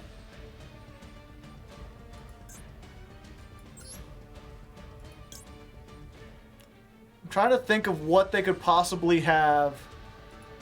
Because they've already used the field spell. They only have one more of those. Yeah, let's go for the Pep stuff.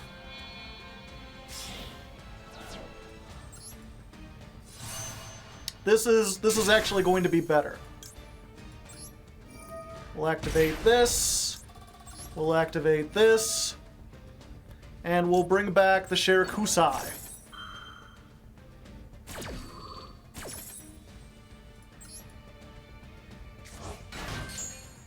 And then this will pay... Oh. I forgot we already used the Ghost Ogre too.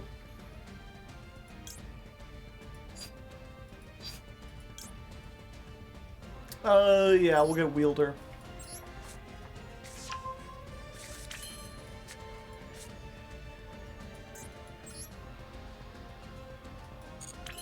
We can get into the Gold Pride part of our deck.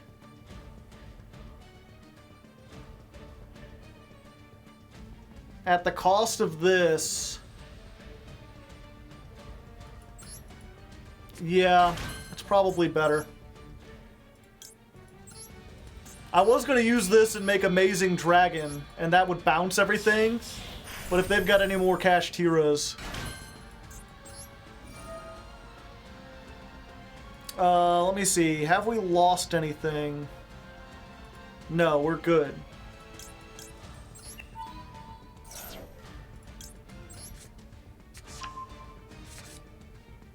Send a card, yes.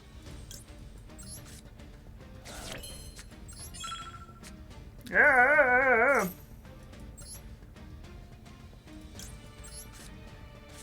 Okay, let's get the Chariot.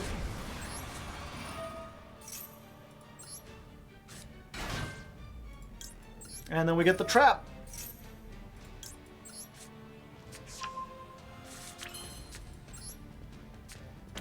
There we go. End phase. That goes back. We must summon this. But we get to draw a card. Maybe it'll be Ash or something. Oh, there you go. Everything worked out.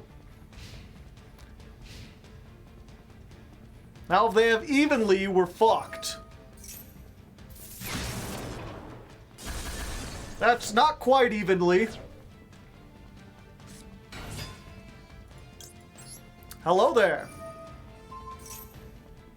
Good thing I went for this. If I had gone to the Amazing Dragon line, I would be screwed. But the Trap, they don't have an out for.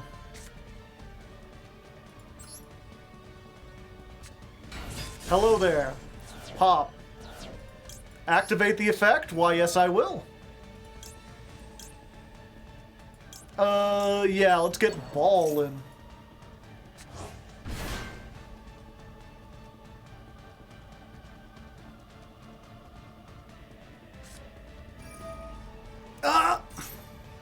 Draw 2 cards? I think not, friendo!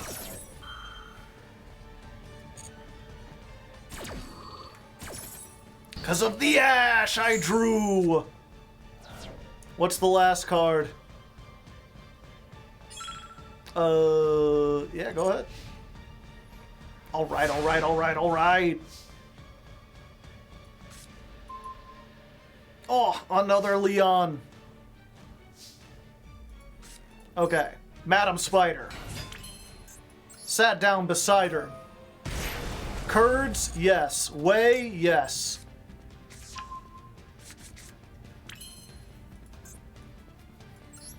Pep just wins. It's a pity we can't get... Oh, wait, we can get into Pep. I was really hoping to be ballin', chat. They thought I'd never be ballin'.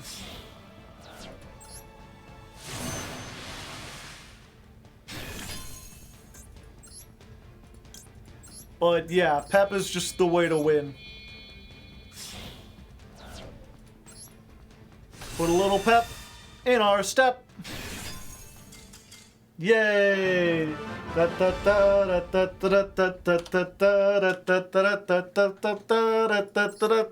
in our step. 343. Duel 13. Verse Arise Heart Turbo. Now I'm going to call it Boring Cash Tira. You can skip most of their turn.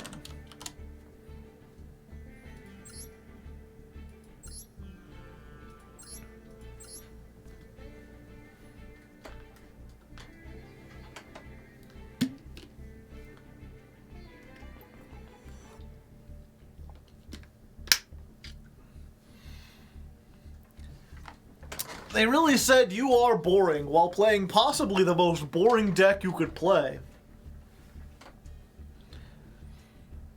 They're like, I'll just put every cash card, a bunch of board wipes, and floodgates.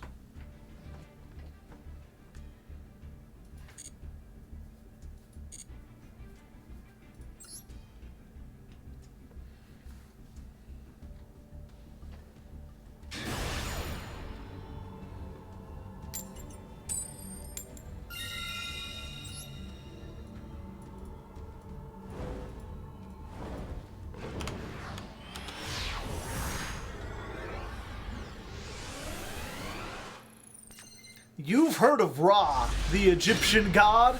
Well, let me tell you, we've got the next best thing. Introducing Re... Oh my god, my hand!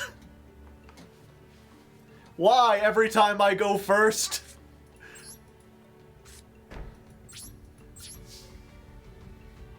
Well, you know... And I'm sure the fact that they have Eldritch sleeves is nothing. Why setting in perm? They might play into it. Gamma? Well, I mean, I can stop that.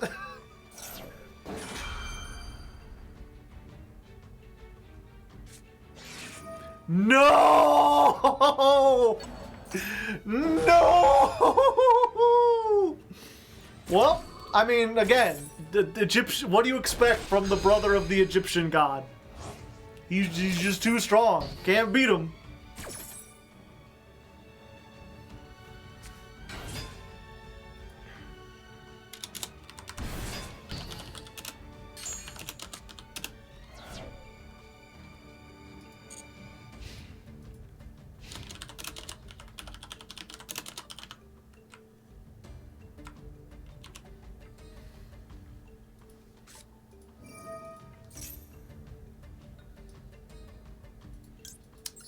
People ask, why do you set in perm?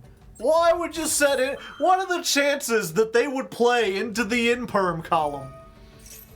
Well, someone else had an interesting hand too.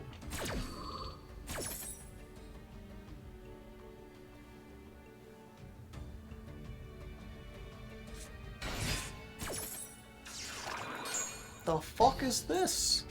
Psychic Rover?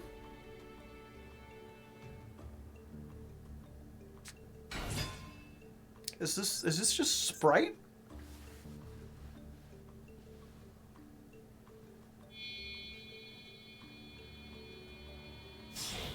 It's just Sprite. Well, you know, sometimes you gamble, sometimes you lose.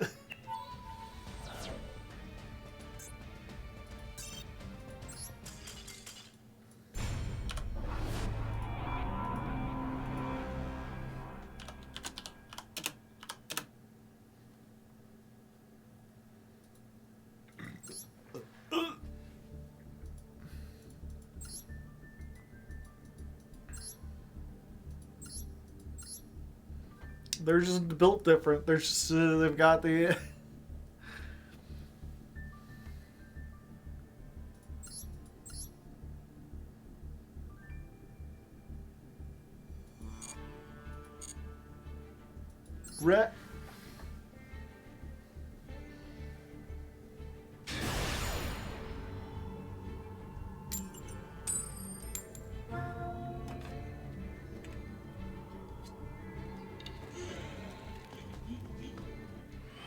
Gamma called by 2 teleports, bright red, yeah.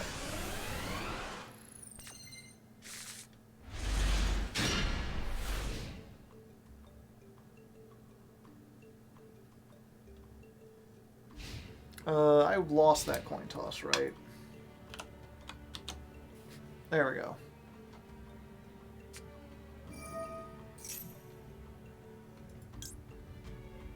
Huh. I forgot that I could bell this, but I guess I will. You go like +2 off of this one card, maybe +3 if you're lucky.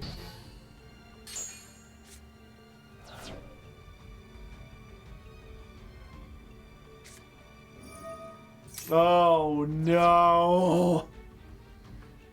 Time-tearing Morganite. Oh, blarg!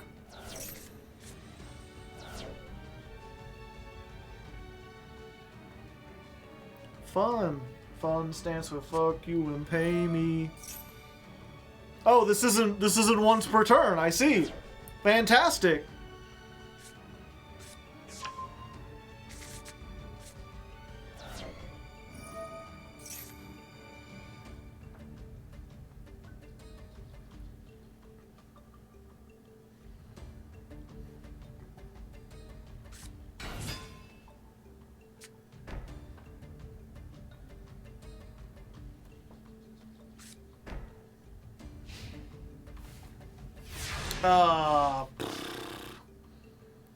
Can I do anything from here? I don't think so. Just in time, buddy.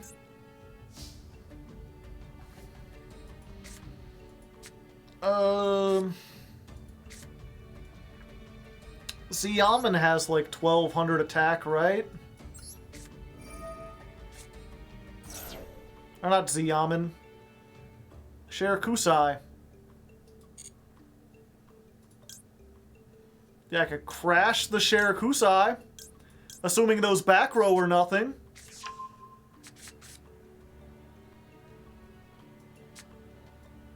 Do I have one of these?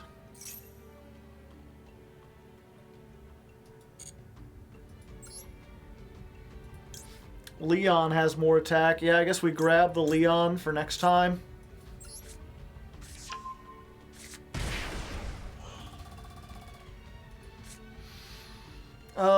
We crash this, and then... We could also get her, and then get the trap, and then the trap would be able to pop this next turn.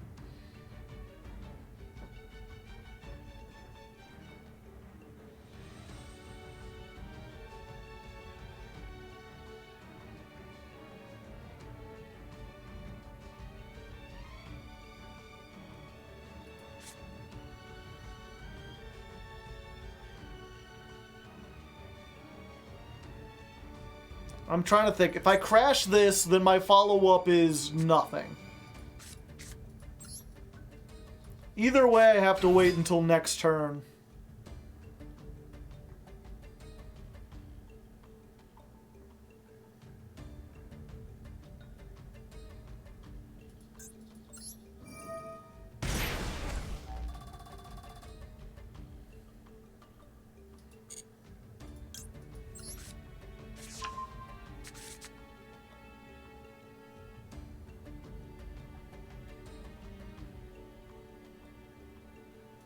Oh, did they get punishment?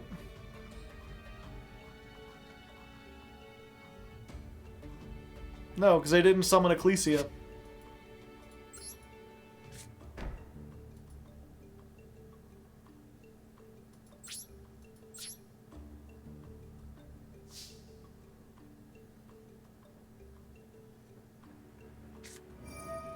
Oh, because they already had punishment.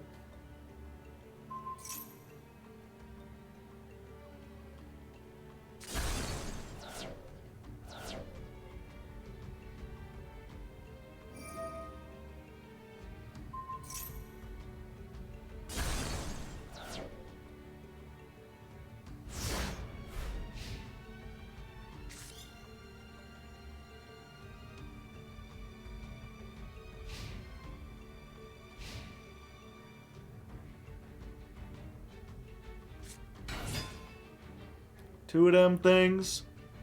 Two of them things.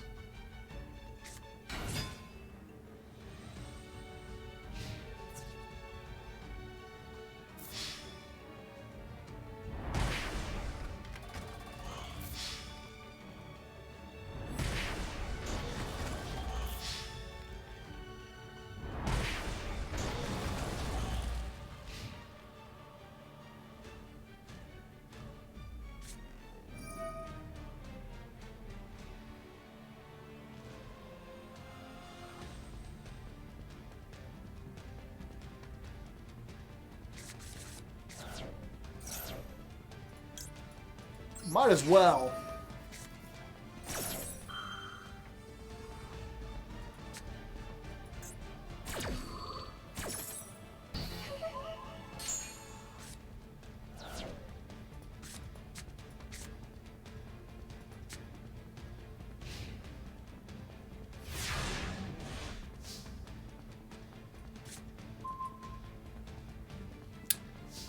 Well...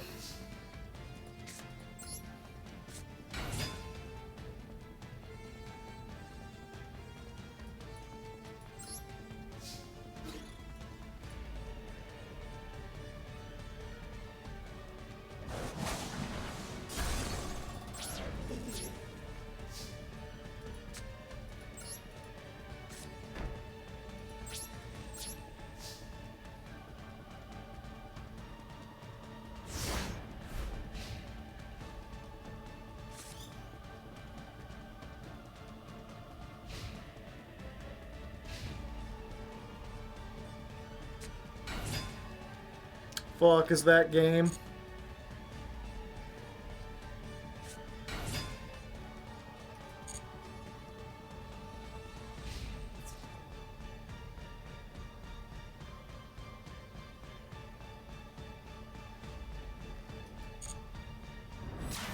It's not.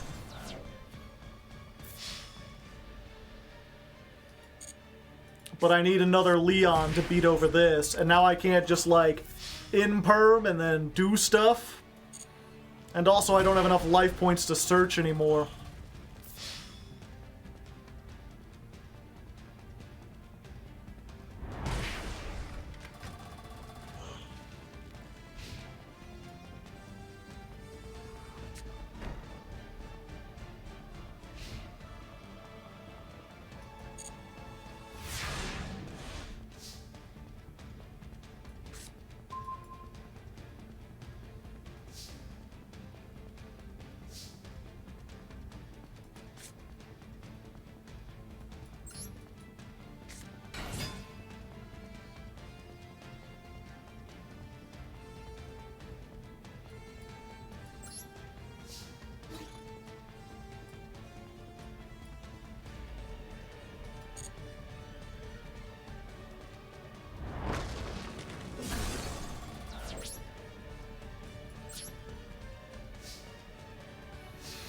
So my hope is that they just turn this to defense, thinking I don't have anything, and then I can tribute the driver.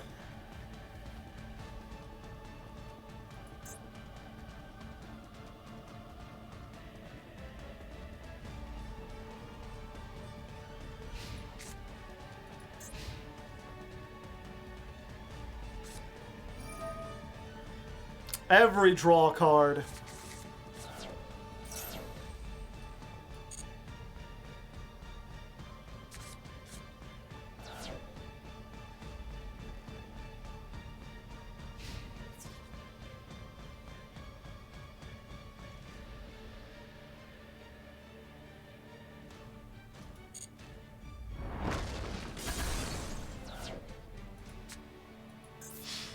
200. Who would win, priests or punks?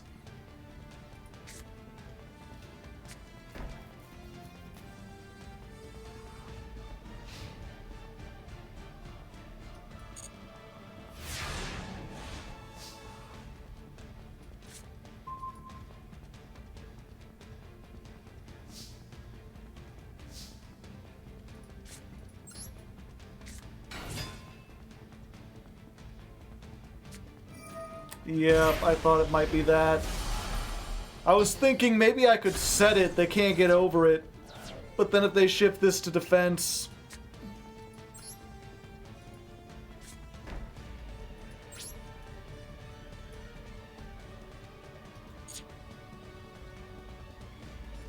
Called by outs the stun cards, I mean it doesn't matter.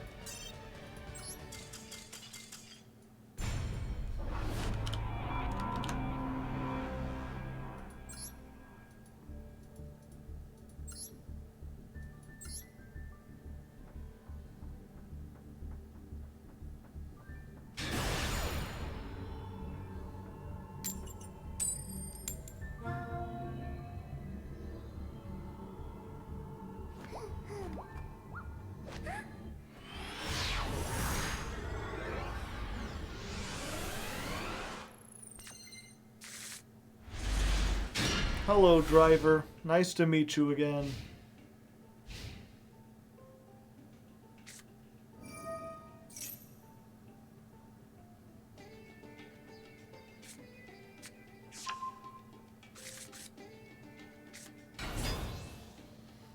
The worst first stream we've ever had? Oh, I don't know. Maybe?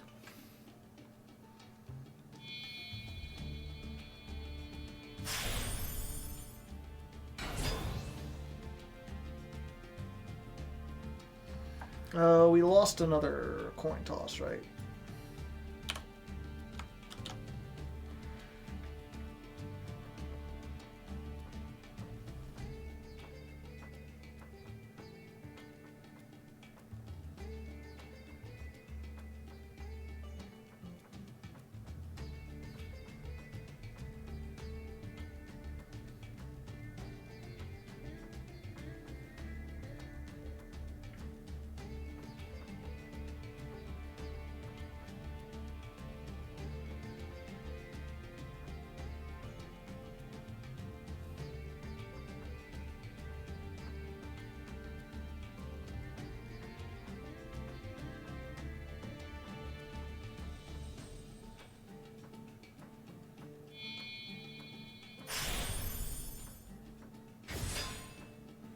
Oh, it's the new Ixie stuff.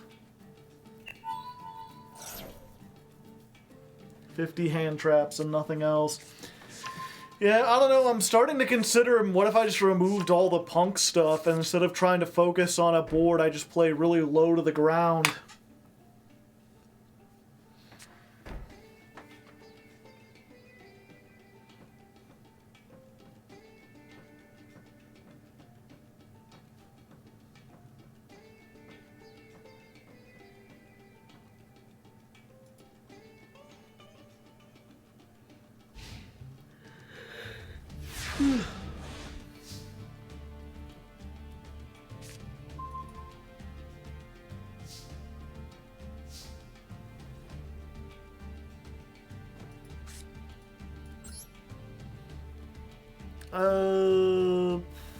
Yeah.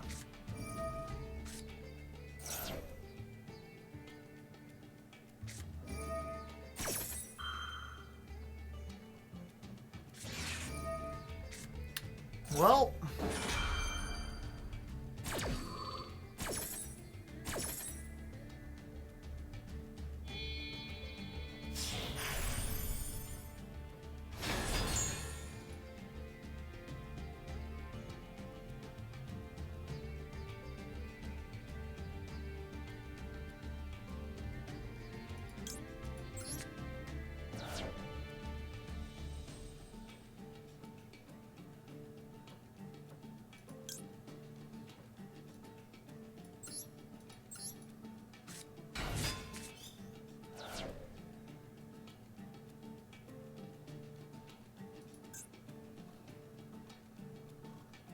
Oh, I thought this would... Well...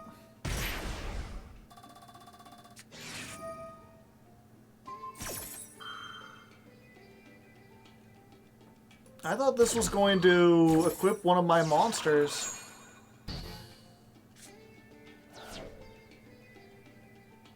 But it did not.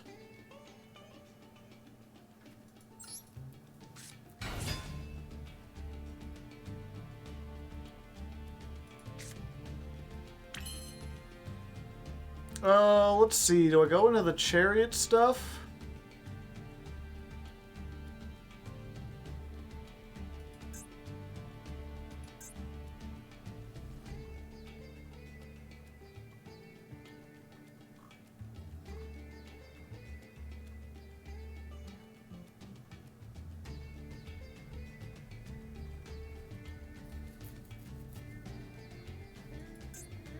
Did they brick or mess up? Yeah, I'm a little confused.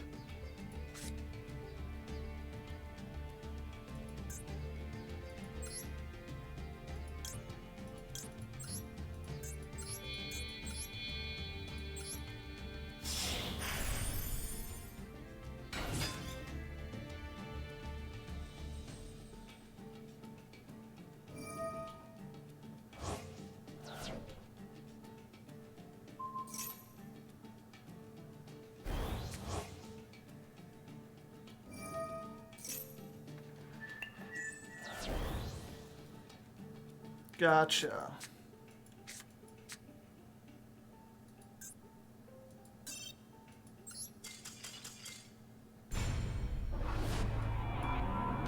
Alright, with that, I think I'm just gonna call it for tonight, chat. Unfortunately, I thought I was up to stream and, really kind of feeling out of it today. Perhaps it is too soon after my surgery, but another 2 days I should be good. We'll be back on Thursday to try it again. I should hopefully be thinking more clearly by then. Surgery? Yes. I've talked about it many, many times. I do not wish to reiterate myself again. You can watch earlier in the stream.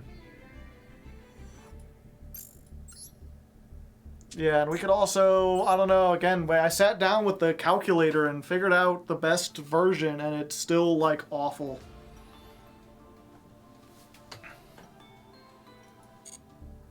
We could try it.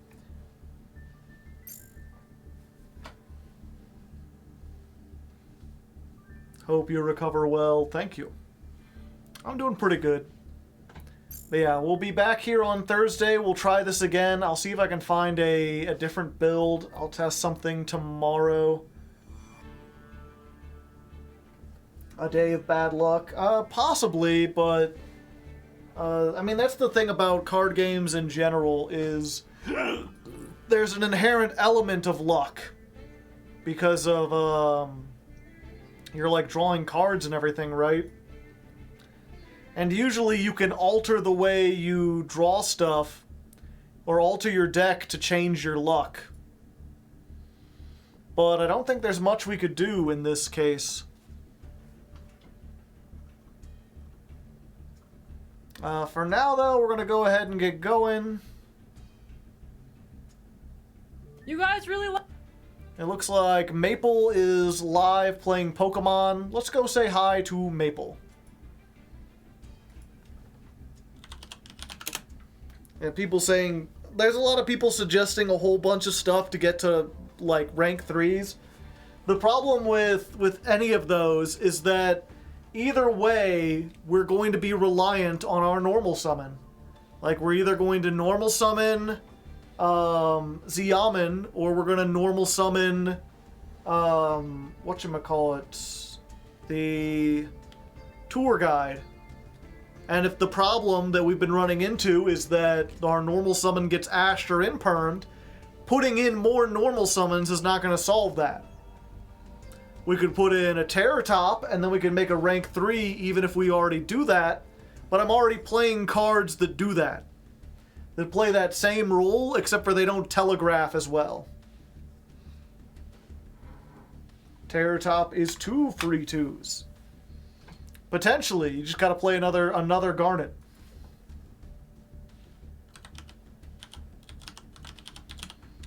In a deck that already has so many Garnets.